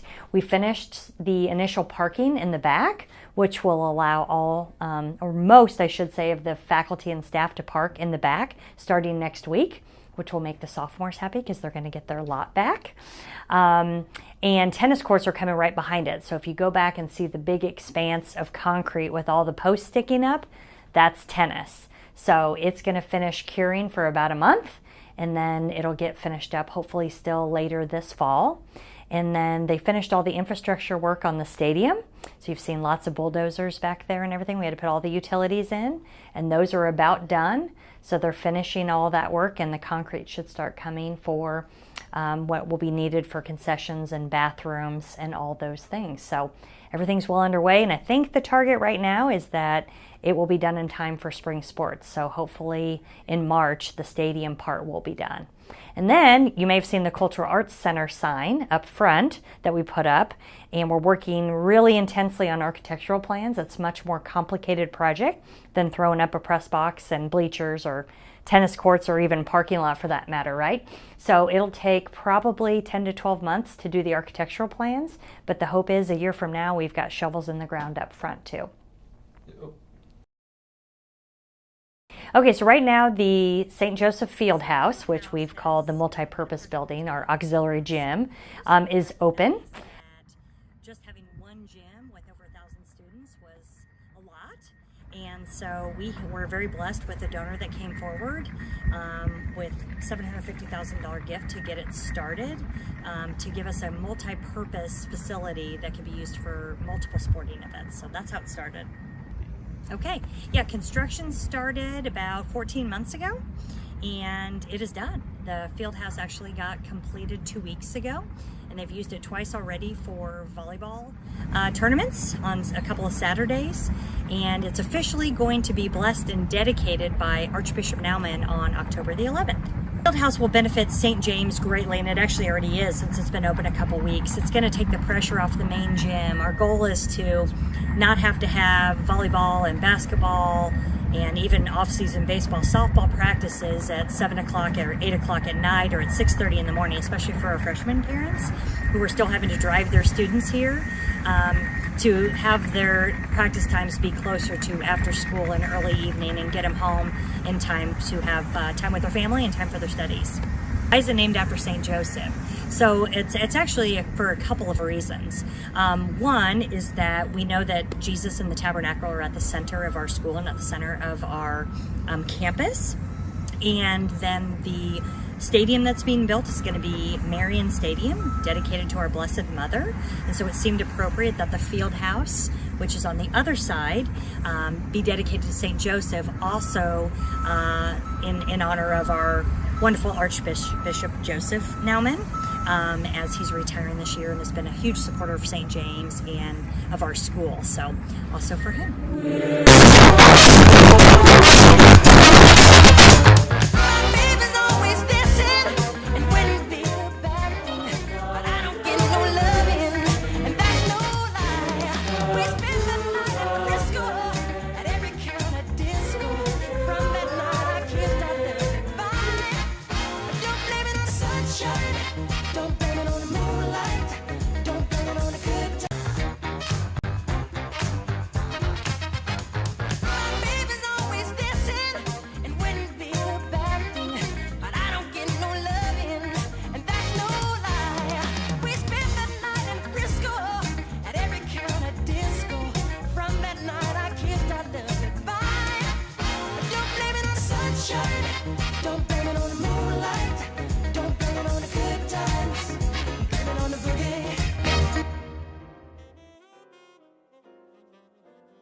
What's up there, Thundercat?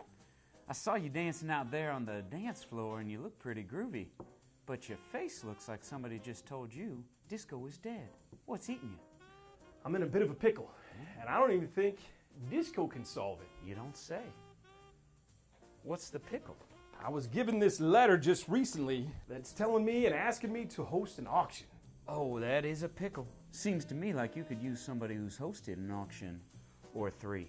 I sure could, Mr. Bartender. Somebody that looks a little bit like this guy? I recognize these pictures.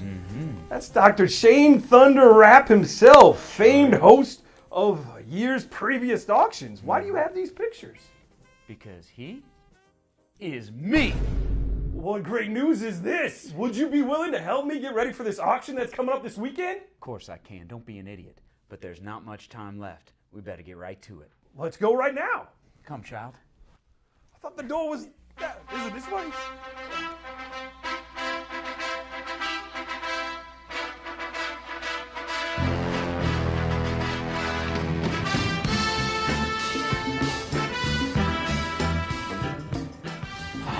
$5,000 bid. $6,000 bid.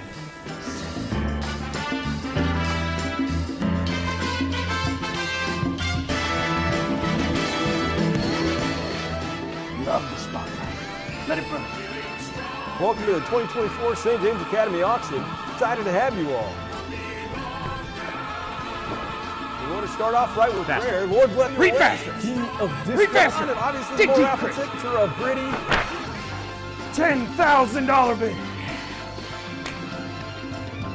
Let it burn the records. Right, it is. Dig deep. I don't know what you're thinking. Faster.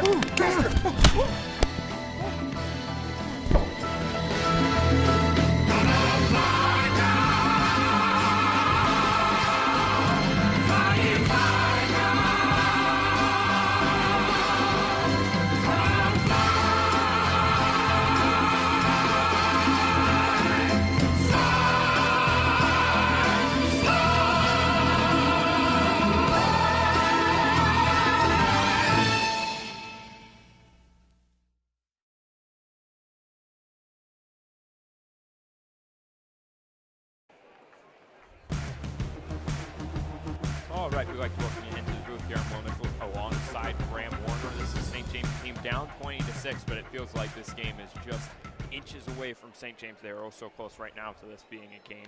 Right now they are not, unfortunately. Graham, what does St. James need to do? What's kind of your keys to the second half right now for the Thunder? Overall, just improve the basics, get stops, put points on the board.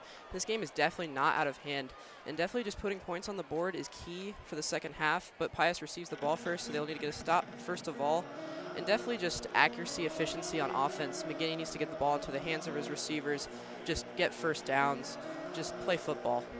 Yeah, absolutely. I think the big key, like you said there, is just get back to the basics here, right? It feels like you're trying to do a little too much in some key spots, right? Most of this game, St. James has done their job. They've done well, but just a few little mistakes here and there are hurting them. Overall, I would say quarterback of St. James Thunder, Francis McGinney, played a pretty good game so far. What would you say about his performance so far, Graham? I like what I'm seeing, definitely in the run game and just his blocking. It's been great. But the only thing I can ask for improvement on is the deep ball and just accuracy overall in his throws. They've either been too high, too low. Just try to find that happy medium there and just get the ball into the hands of his receivers, and we will see lots of improvement from the Thunder the second half. Absolutely. Like you mentioned a moment ago, Graham, St. James will be starting with a kickoff here. They will be kicking off to Pius. Pius has done a pretty good job so far on the offensive end. They're going to need to contain Cascone. Will the Thunder? As we set off for kickoff here, 20-6. St. Pius Warriors.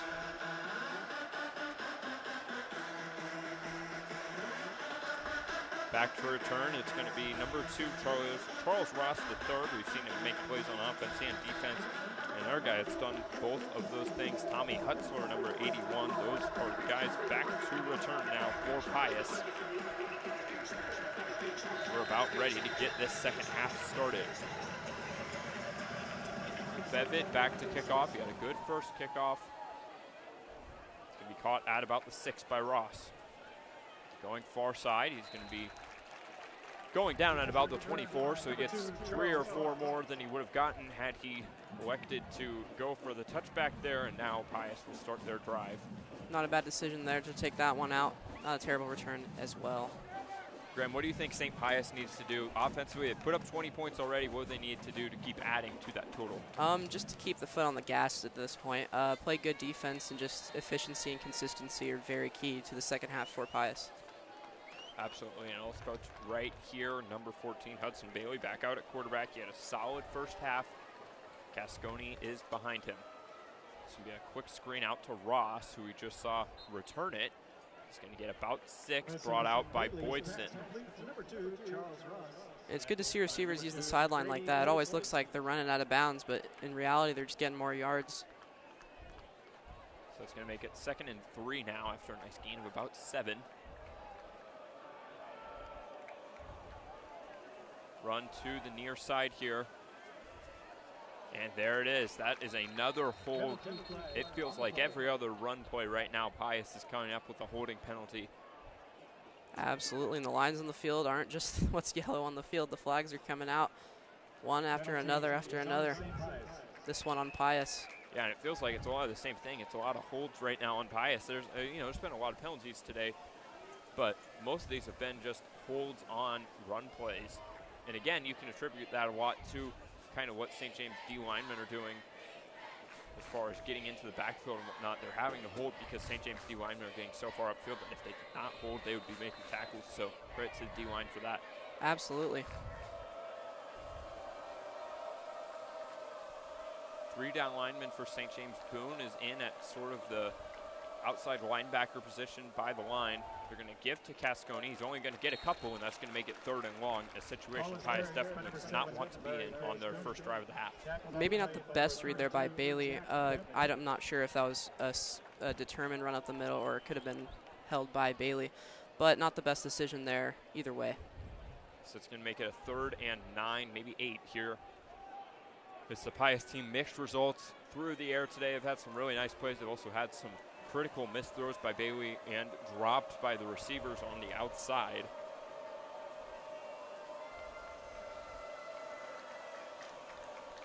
Drops back, 3-man blitz. He's going to evade. Looking for Dreiling, makes him miss. Up the sideline, I think he got the first. Schreiner pushed him down. They marked him short. It looked from up here, obviously really hard to tell. Looked from up here like he got the first, but they gave him about a half yard short. Pius didn't seem too happy about that call. It's going to make it a 4th and 1. Nice pump fake there by Bailey, getting Dreiling off of his feet. Enabled him to get down the sideline and almost to the first down, pending the 4th and 1. St. James, they're kind of doing a little three front here rather on the D-line where Dreiling has been kicking out a little more. That's why he's in pass coverage there. They're doing a similar thing here. It's going to be just a simple give to Cascone, and he got what he needed. Nice run of 7 for the first. Good blocking there by number 60 on the offense. Almost didn't enable Cascone to get more yards after that one, almost running into him on that play. Yeah, that was Darren Britt, the 3rd, with the critical block there. There was clear movement there by Charles Ross, number 2. Looked like they weren't going to call it for a second, but they ultimately do. So, second penalty of the drive for the Warriors. Like I said earlier, those penalties stack up, means trouble.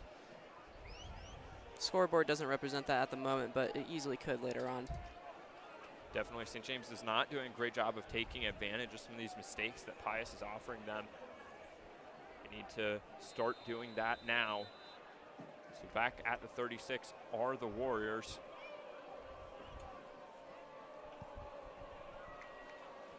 No motion, it's going to be faking a toss. Bailey, he makes Requette miss, but he's going to fight up to the 40, maybe just short of it, gets about 4. So they're going to be a 2nd down and long here. Gain about 4 yards there, Bailey fighting through. Almost back where he started at the 41-yard line. Got 3, maybe 4 on the quarterback run there, 2nd down and 11. Boone just made the stop there. St. James looked a little confused there. Ball fell. He has a man. Oh my gosh, wow, that was a crazy play. It was intended for Roderman. He tried to make the circus-style catch there with the one hand, couldn't haul it in, and it's going to be 3rd down and 12. And it's hard to see from up here in the booth, but he might have been able to just grab that with 2 hands there despite the bobble in the pocket. Yeah, tough to tell from up here, and that was just a clunky play to begin with after quarterback Hudson Bailey dropped that ball. And this is where the Thunder defense need to step up and make a stop here on 3rd and 12. Yeah, that's where the pass rush really matters. Those D linemen have a chance to make a big play here. Trips to the left, flag on the play, false start. That's going to be the 3rd one of the drive, and it's going to move back 5 more, making it 3rd and 17. Quite a few penalties here this drive, just alone for Pius. Kind of just going back and forth, haven't even hit midfield, and this drive's been going on for almost 3 minutes. So certainly lots to clean up for Pius. Let's see if it results in a stop or another 1st down. They're doing a sort of bunch formation to the left here. Tight end on the right, tight end blocks, 3 routes. He's going deep. Oh, he has Ross. Oh, just a bit too far. Scahan in coverage. If Ross was maybe just a step faster, that's a touchdown. But he couldn't accelerate to the ball, and it's going to be 4th down. As the punt unit will come on for Pius, 4th and 17. definitely could spark a comeback here for the Thunder. Definitely could be a huge turn point in this matchup early in the second half. Hornback is back now to return. Looks like Hudson Bailey, quarterback, is going to be punting now for the Warriors.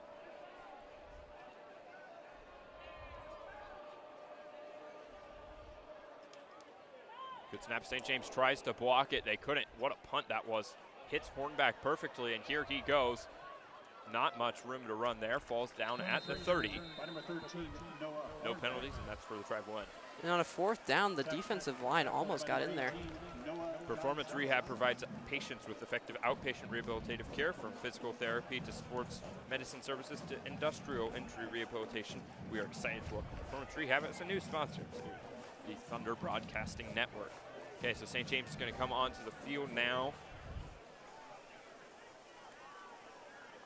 Offense has to make something happen here. They've had success yardage-wise, but we haven't really seen it turn out in any points outside of the trick play. Hand off to Tujak. Oh, he has a seam. Here he goes. Tujak. He is still on his feet along the sideline, down inside the 25, and you need that. A senior leader on this team, John Tujak, with a big carry for a first. Immaculate blocking from the Thunder there in that tight formation. We haven't seen that much this game, but like I said earlier, this is a huge turning point in this game, getting almost to the red zone on one play to start the drive. Very, very, very nice to see. Yeah, and that's, you know, we talk about it a lot. It's a really experienced St. James team playing against an experienced Pius team here, but, you know, it comes down to just what kind of stars, what experienced guys make plays. Tujak made a big one there when it matters.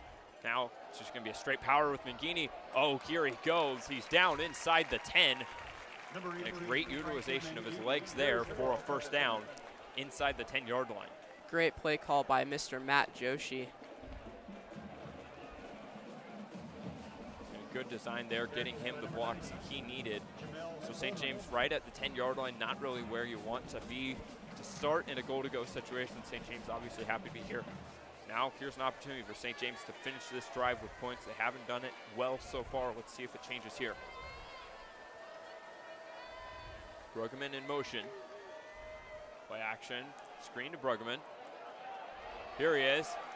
Gets up to the 5-yard line. Did a nice job making a man miss. Now it's going to be second and goal. Nice reception there from Brody Bruggeman, the junior. Haven't seen him much there. Good to see him get some snaps and a reception. Yeah, he's one of those guys that has played a little bit more with Mangini over the years, and you're seeing that connection. St. James trusting their receivers to make plays. Getting one of his first catches of the year. So it's going to be second and goal now from the 5, just 4 minutes into this half. St. James looking to make it a one-score game. Handoff. Tujak makes a man miss. He is not going to make another miss. He's going to be brought down. That's Gable Gross, rather, in on the tackle. And now a difficult spot to be here. St. James 3rd and 5. You want to go for the end zone, but do you throw it or do you run it? That is the question. You know, I'm seeing man coverage on the left and right side. Maybe if a receiver could make a move, maybe set up a little bubble screen play to the left side there. Only one man out there at the moment. Maybe an early snap, block from Jet, or Jet screen, block from Bruggeman. Let's see, they're going to roll Mangini out. Flushed, still on his feet, down at the 3. See, in that situation, Mangini has to look up there. Maybe he has a man open. I didn't see anything exactly open, but that's going to bring up a 4th down and just kind of snuff out this drive to 3. Yeah, and we'll see. I think the offense is staying on the field right now. This is an inconsistent field goal unit. Again, Ben Johnson, starting kicker, is out this game, so they're going to keep the offense on the field. And this is another situation. Again, St. James at risk of coming away with no points after a great drive. They need the big play here. You are correct, Will. Big risky play here. Let's see what happens. 3 to the right, 1 to the left. Drops back, great pocket. He has Tujak, he makes the catch. It's a touchdown. St. James gets the big score they need. John Tujak off the pass from Francis Mangini for 6. Great play there by Tujak. Great round running with the block and fade. Just gets open late. Defense can't catch it in time and punches it in for 6. exactly what this St. James offense needed. Now Bevitt on to kick the PAT. St. James missed last time. You can't have another one.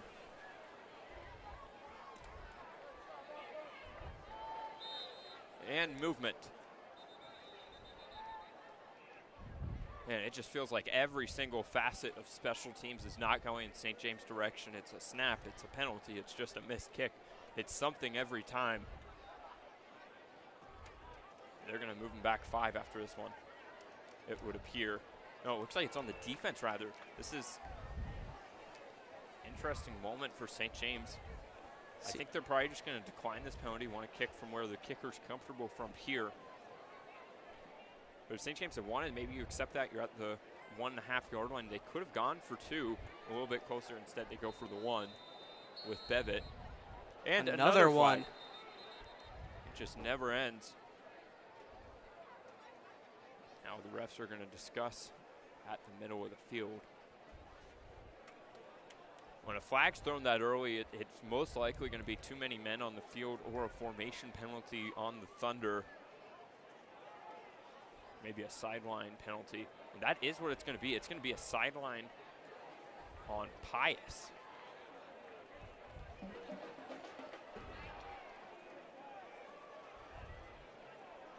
St. James is going to decline again, so they're going to kick the PAT from where they are used to, or no, they're going to move up rather, so they're at like maybe a football's length away from the end zone now.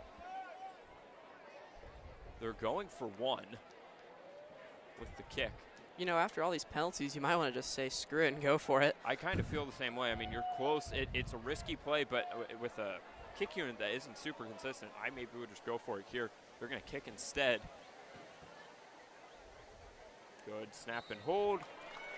And it's good. Okay, so St. James knocks in the PAT, making it 20-13. Nice job by Bevitt to improve. Leavenworth Oral Surgery is a proud sponsor of SJA Crimson Club.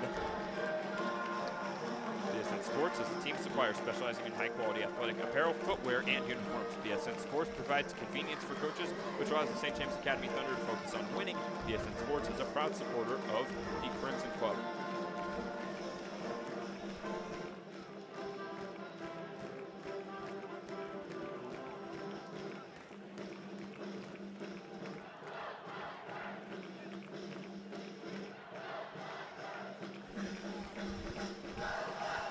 To 13 is now the score. St. James has started exactly how they wanted here, getting a stop and a score in just 4.5 minutes.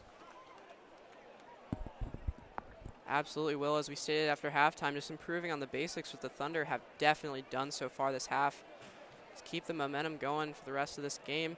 Maybe pull out with a W. Same returners we've seen all game, Hutzler and Ross. Back there now. Bevitt will kick off. Doesn't quite have the leg Johnson has, but he's still getting it to the end zone with ease. Now defense comes out for the second time this half. It was a successful enough drive the first time, right? Obviously it was successful in the sense that they didn't score points, but they moved the ball decently well downfield. Really the only thing that stopped the Warriors last drive was themselves with how many penalties they got. Absolutely, and those just kill you as an offensive unit. Just decreases morale and momentum on both sides. Now it's going to be 1st and 10 at the 20-yard line.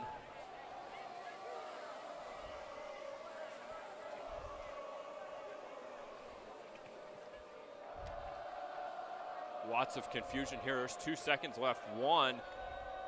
Wow, they got it off. Lucky there.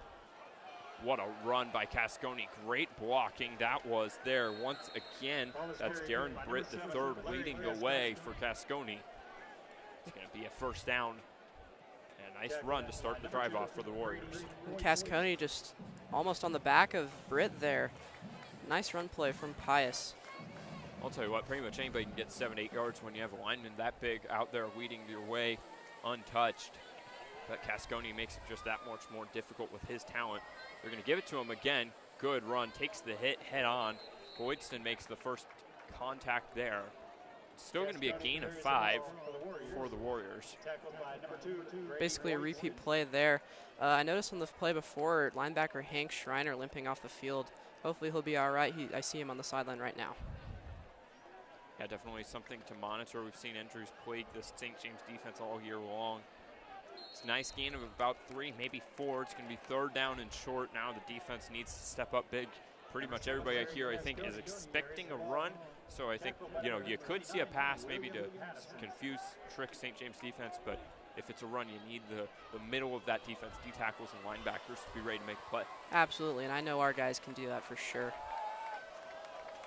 So big opportunity now for the Thunder.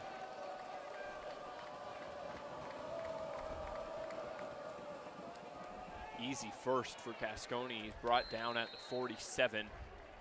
You mentioned Schreiner not being in the game.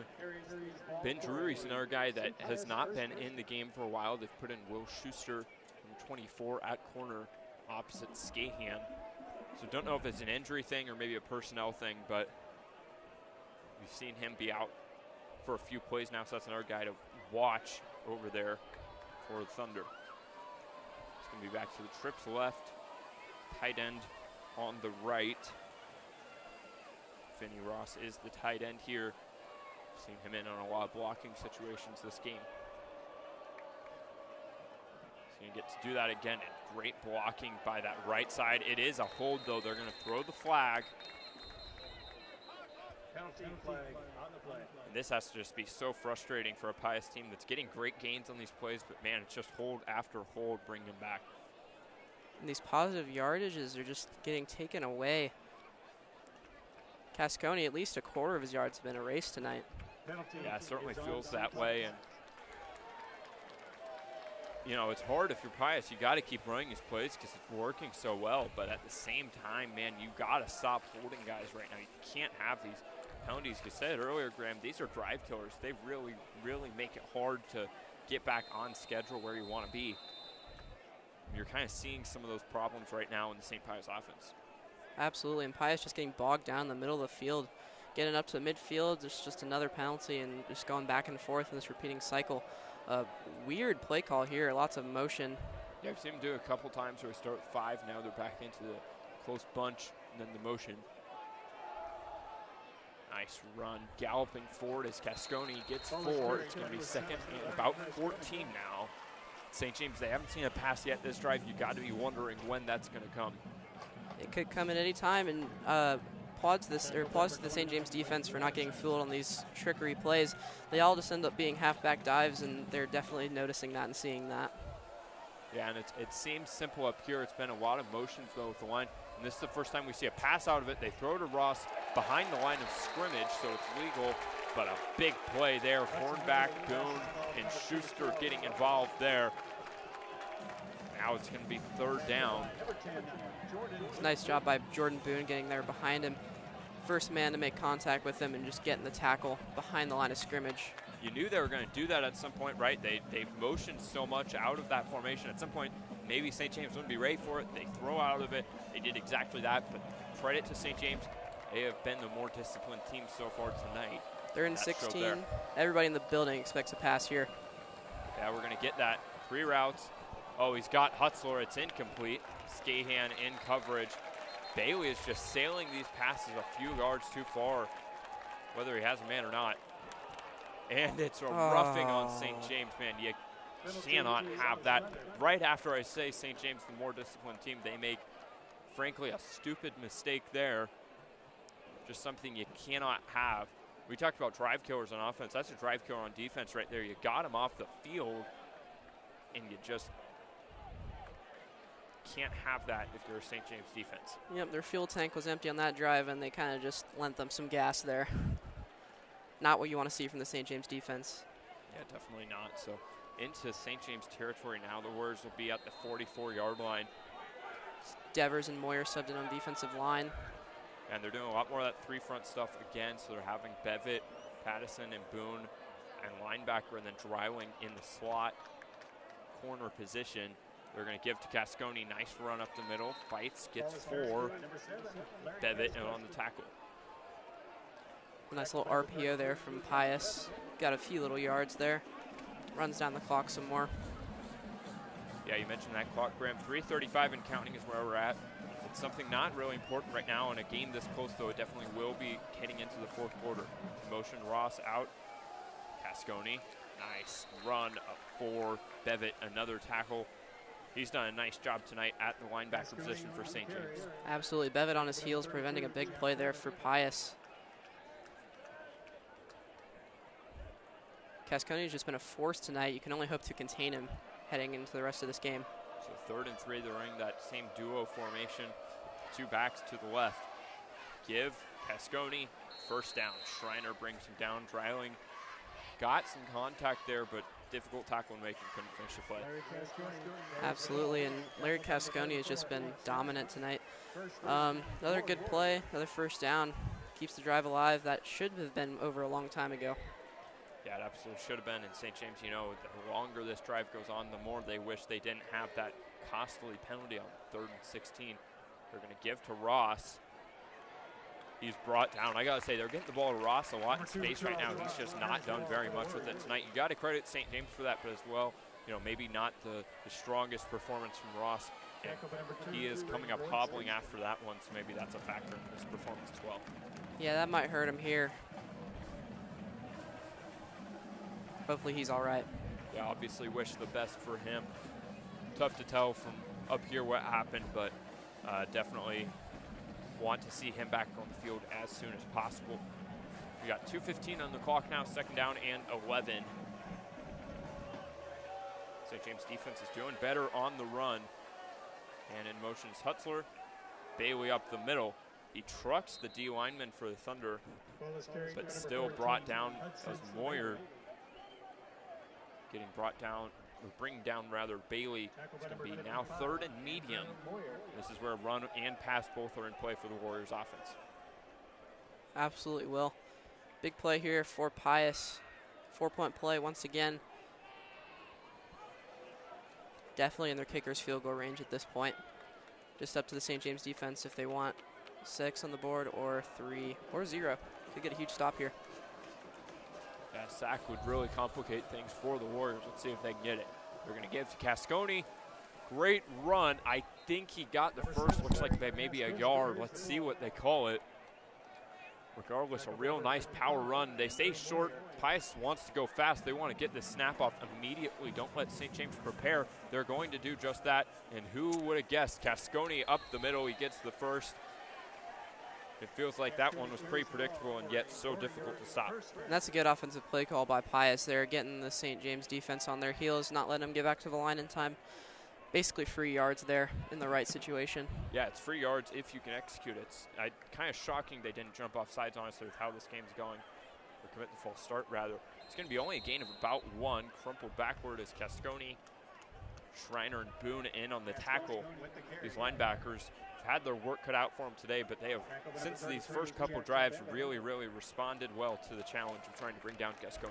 Absolutely. I know Scahan getting in there too on the outside, front to the inside, getting a nice tackle in on Cascone. Final 30 seconds of the quarter approaching here. Pius has just been a grueling drive against the Thunder defense. Offense should have had plenty of rest, so that's a positive. Bailey is going to get half the yardage needed, it looks like there. Nice group tackle by the St. James defense, preventing the first down. That will be the end of the 3rd quarter. Yeah, so end of the 3rd quarter here. St. James down 7. Definitely looking like Pius is going to be putting up some points here as we head into the bottom of the 3rd quarter, going into the 4th. And here's a piece about last week's freshman mixer. We host the freshman mixer every year to give an opportunity for our incoming class to come together, to get to know one another more, and to have a good time. It's always hosted in a joint effort with our school and community captains and other seniors. This year, I think it went the best that it's ever gone. We had an excellent turnout. 87% of the class came, so about 238 of our incoming freshmen The seniors did an awesome job of hosting it, and our freshmen were outstanding and showed up dressed in theme and had a good time. I was really proud of the seniors who hosted it.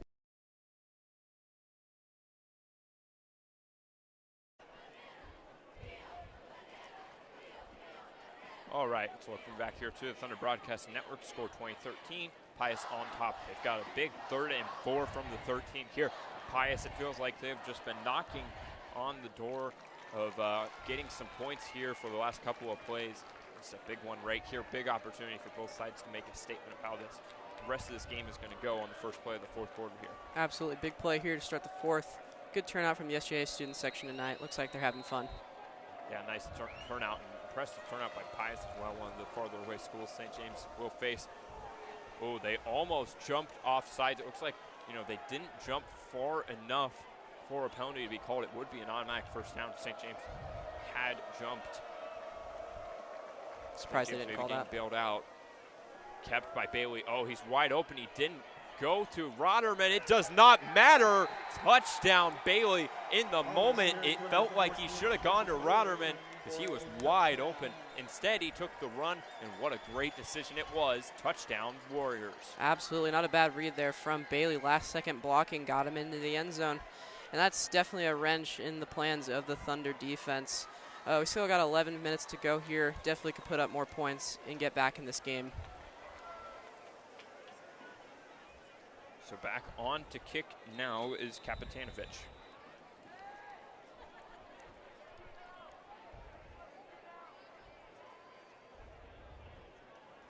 See if we can do this PAT without penalties, unlike the last one. Amen, Will.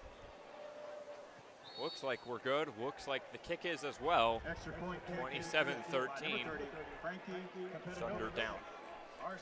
Performance Rehab uses the latest and most efficient treatments to meet your specific problem and guarantees your success. Experience the caring environment and the genuine concern they show when getting to know patients and their health goals. Performance Rehab is a proud supporter of the St. James Academy Crimson Club. Investments, tax planning, retirement, insurance, managing all aspects of your financial life can be overwhelming. That's where Quadic Wealth Management comes in. We'll help you fit each piece of the financial puzzle together. Schedule your free assessment today by texting GO THUNDER to 913-402-6099. Quadic Wealth is a proud supporter of St. James Academy and the Crimson Club. All right, so one play there goes into the end zone. Hudson Bailey rushing for the touchdown. St. James down 2 scores. There is enough time left certainly here for St. James to make something happen, but it's going to require them to clean some things up on both sides of the football here. Definitely not impossible, but they're going to need to fix some of the problems we've seen early on. Absolutely. Replicating the first drive of the second half would be nice, minus the lack of a touchdown. Did a good job of getting points on the board and early. So Kapitanovic now back to kick. Goes to chase. Caught inside the end zone. Looks like you want to run it back, but maybe he called for a fair catch or something there. Regardless, St. James starts at the 20. McGaney had a great drive last time. You want to see him replicate that here. Absolutely will. Big drive here. Essential, crucial drive here for the Thunder. Need to come out with some points.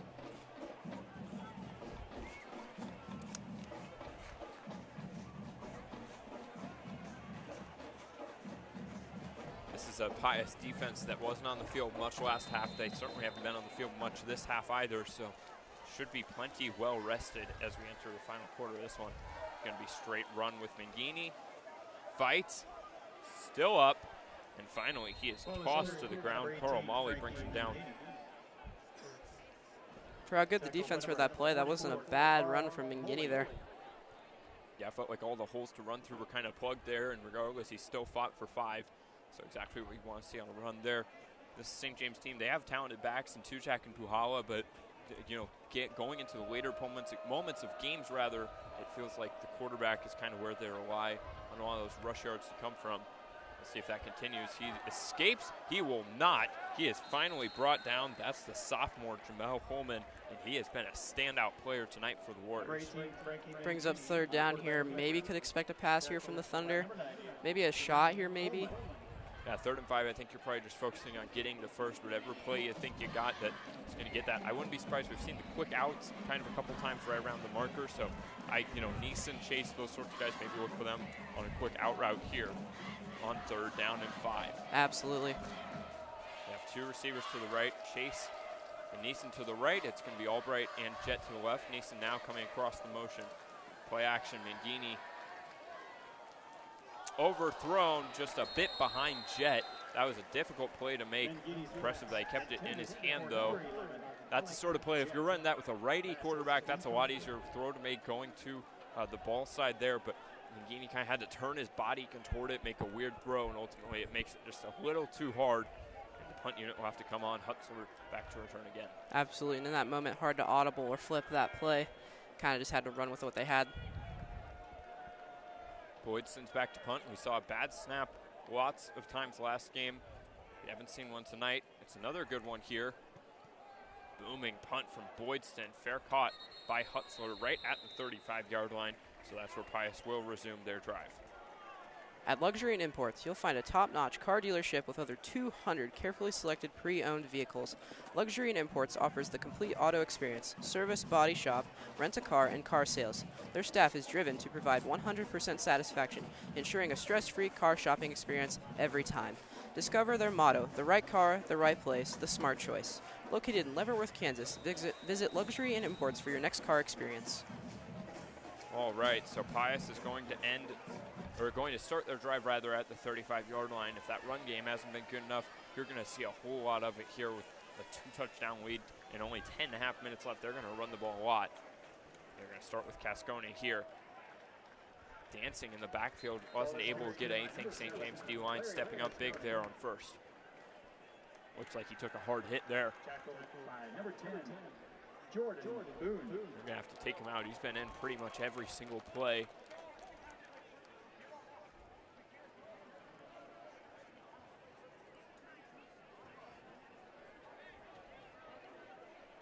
Another thing I've noticed from these defenses, nobody's had very many high safeties, like more than 20 yards back, just preventing the run and just ensuring that that doesn't get out of hand.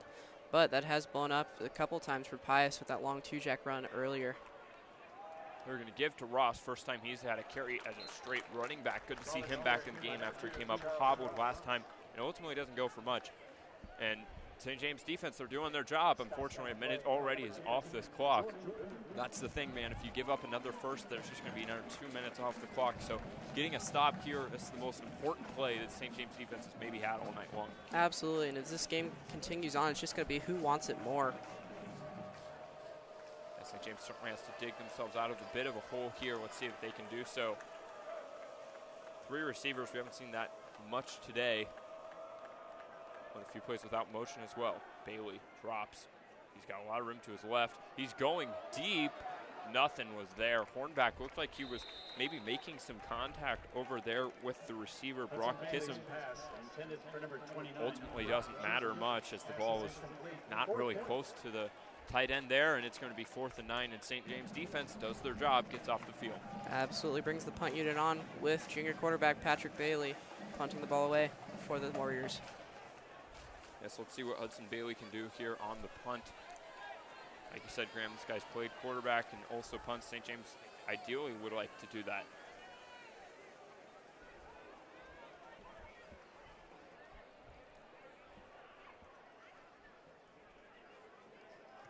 Decent punt here, good. High into the air. Hornback, fair caught at the 25. He's been a great returner for Thunder this year. One of the few parts of the special teams that hasn't really made a mistake yet. And now it's going to be down at the 26. Nice punt there by junior Hudson Bailey. Go enjoy a smoothie with a purpose. Visit Smoothie King, located in Monticello Center in Western Shawnee. Their mission is to inspire people to live a healthy, active lifestyle. It's been an integral part of everyone's fitness journey. Go to Smoothie King to rule the day. All right, so St. James will begin at 26 here. St. James offense 3 and out. Last drive, you cannot have that here if you want any chance of winning this football game. 9 minutes left, plenty of time, but you gotta be mindful of the clock here as you're trying to get down the field. Absolutely will.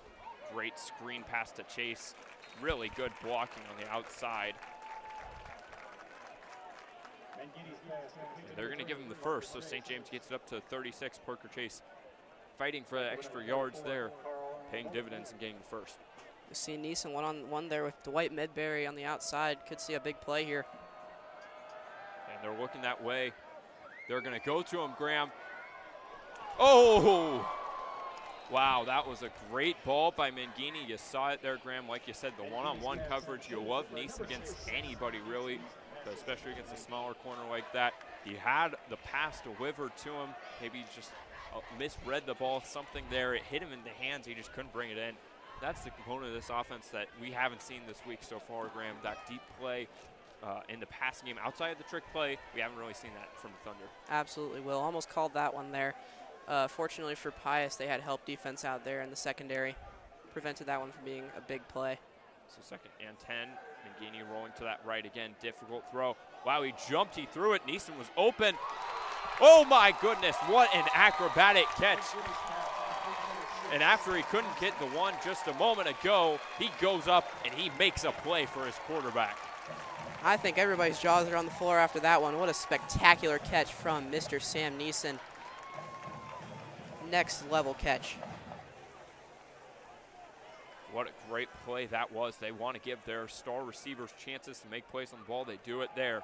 Tujak, nice run forward up to the 20-yard line inside the red zone. Gain of 5. Like you said, Graham, everybody's jaws on the floor after that one. Just what an impressive catch. Great body control. That's maybe his best attribute. Is when he gets in the air, he has such great control over his body to go make a play like that. Absolutely, and upon contact with the ground, just holding onto the ball is what you want to do, and that's exactly what happened. Ideally here, you want to score before the 7-minute mark. Just give yourself some time to get a stop. Yeah, scoring as soon as possible, obviously, is ideal. Big blitz coming. He tries to escape. He recognized it quick. Unfortunately, he didn't really have anywhere to go. Charlie Pranger bringing him down.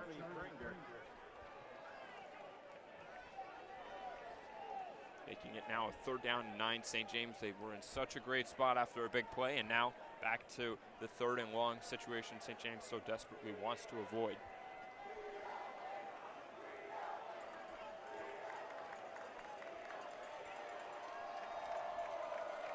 Third down and 9. Brugman and Wonder at the top. Chase and Neeson the bottom. Drop. Quick catch. Chase. Oh, he juggled that one. He steps out of bounds. It looks like at the marker. And they give him the first. Okay, so St. James got the first. Chase he was pretty wide open there. Looked like what would have been an easy first down. Juggles the ball and just barely getting it first for the Thunder. Despite the bobble, nice job by Chase there to reel it in and realize where he was in the field and get the first down. Drop back, great pocket. Great block by Tujak, helping out his quarterback, Mangini. Nothing there. He falls. Gain of maybe 2. 2nd down, 8 now. Looks like a Pius defender down on the field. The clock's still ticking here. You just got to get points on the board here and soon. Yeah, and again, you don't have to necessarily go hurry up, go 2-minute drill, but what you can't do, you can't have the clock go down to 5-10 seconds before you make your play. That's really what you can't have if you're St. James. Officials are going to have to, they're going to bring Brugman out, and it looks like Albright's going to check into the game. Maybe, I think he had a cut, so I think there was some blood on him there. That's why they're going to bring him out.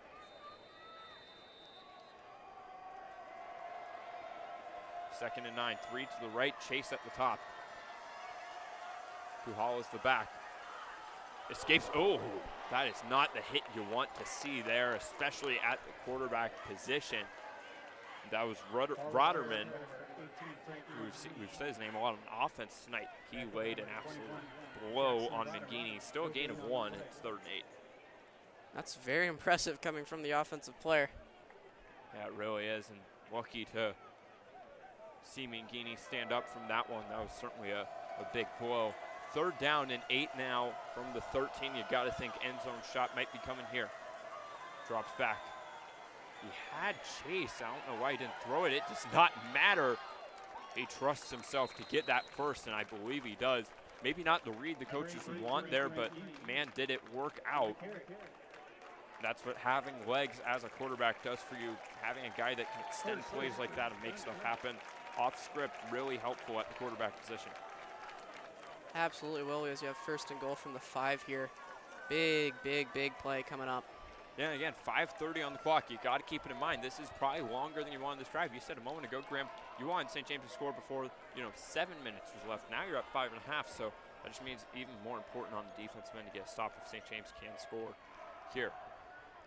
And Tujak, he's doing his best. He is fighting for it, and he is brought down. Looks like he maybe got half the yardage needed to get to the end zone, but definitely not enough. They're going to say gain of 1, maybe 2. For this next play, Will, as you said earlier, those quick out routes are looking really nice right now. And this is where, you're at the 3 now, so 2-point conversion range. If you have a trick play, this would maybe be a time to use it. Great read option, keep by Mangini. We haven't seen it yet this year, and he brings it into the end zone. Touchdown, St. James. And St. James looking to make it a 1-score game. Great blocking on the right side by the Thunder. Puts points on the board and gets him back in this game, only down 1 score, pending the extra point. That was a big-time keep by Mangini.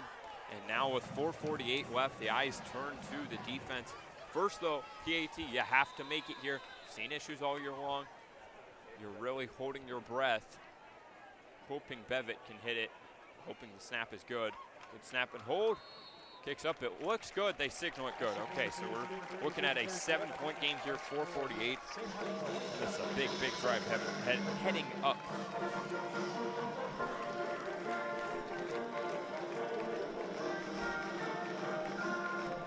Patrick Exteriors is a local family-owned business since 1996 and is the leading installer of James Hardie siding products in Johnson County. Patrick Exteriors knows the problems and solutions for homes in Kansas City and is a 3-year member of the SJA Crimson Club. Freedom Physical Therapy and Training Center is proud to partner with St. James Academy, working to form the whole person. We look forward to helping others find freedom in their body, mind, heart, and soul. Go Thunder! Alrighty, so St. James is going to be kicking off at the 40-yard line here, 4:48 left. 3 timeouts left on both sides if they need them. Ross and Hutzer bring it back. Hutzer, rather, will be bringing it back.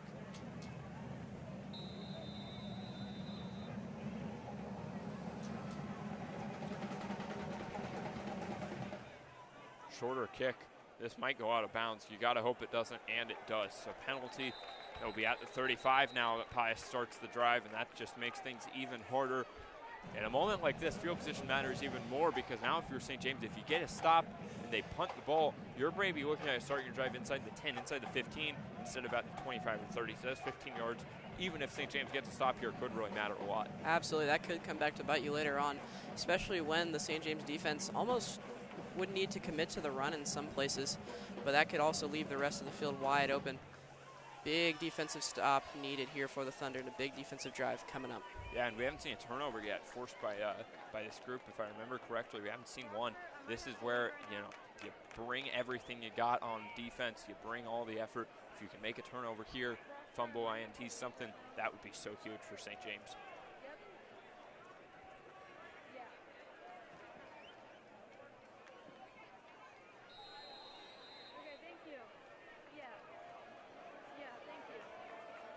All right, so here we go. Bailey, the quarterback, stands at the 30. Line of scrimmage at the 35. Ross back to the motion. Fake, Bailey going outside. It does not work. Jordan Boone getting in there behind the line of scrimmage and just taking down that quarterback. Yeah, and that was Max Raquette making the first play there. That is a big time play. Raquette, he's got 26 tackles this year, getting his 5th TFL of the season on that one. Now the clock's going to keep going down. We got 20 on the play clock. We'll see how Pius approaches this. They might want to move a little faster so that they know that they get the points on the board here if that's something they care about. Rather than St. James getting it back, it's going to be a quick pass. Hustler catches it. Dancing, brought down. Skahan brings him down. Clock will keep going. 4 minutes now and change. Tackle by number 22, Connor Skahan. It's going to be a 3rd down and about 3.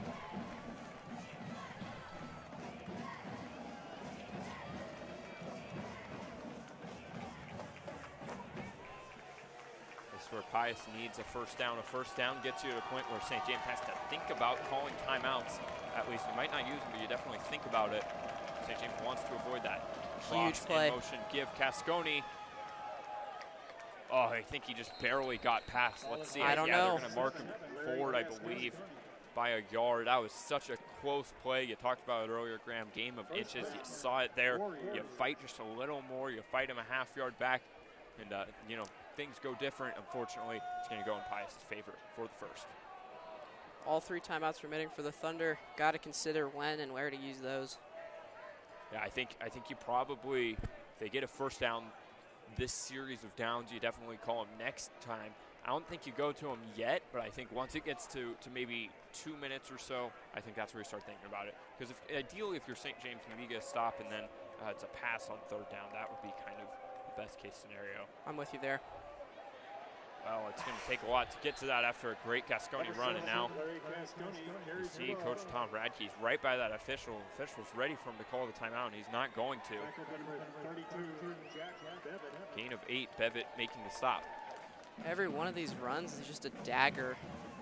Got to get a stop here if you're a St. James fan.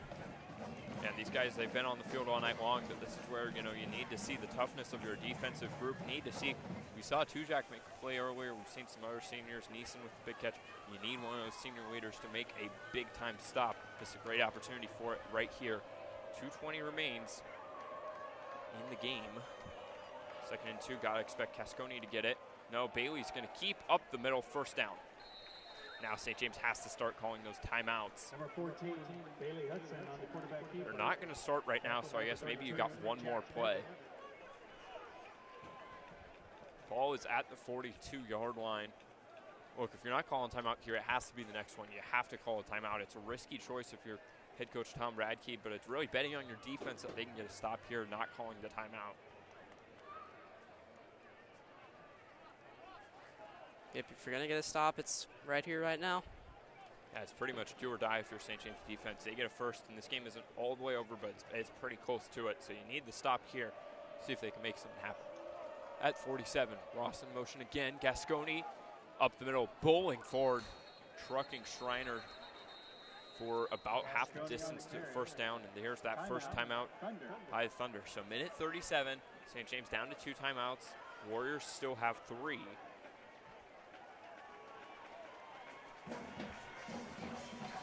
It's a big moment here for the Thunder.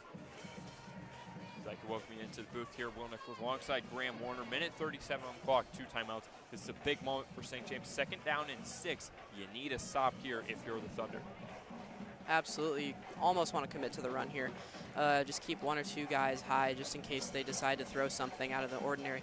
But just need to get a stop. Pinch the line, do whatever they can. Just throw guys at the Cascone. It just needs to get a stop right now. Yeah, this is where, if you're a St. James defender that's feeling tired right now, you just got to lock in these next couple plays, because if you don't make a stop here, game's pretty much over, especially after that timeout was called. You need the stop badly for the Thunder.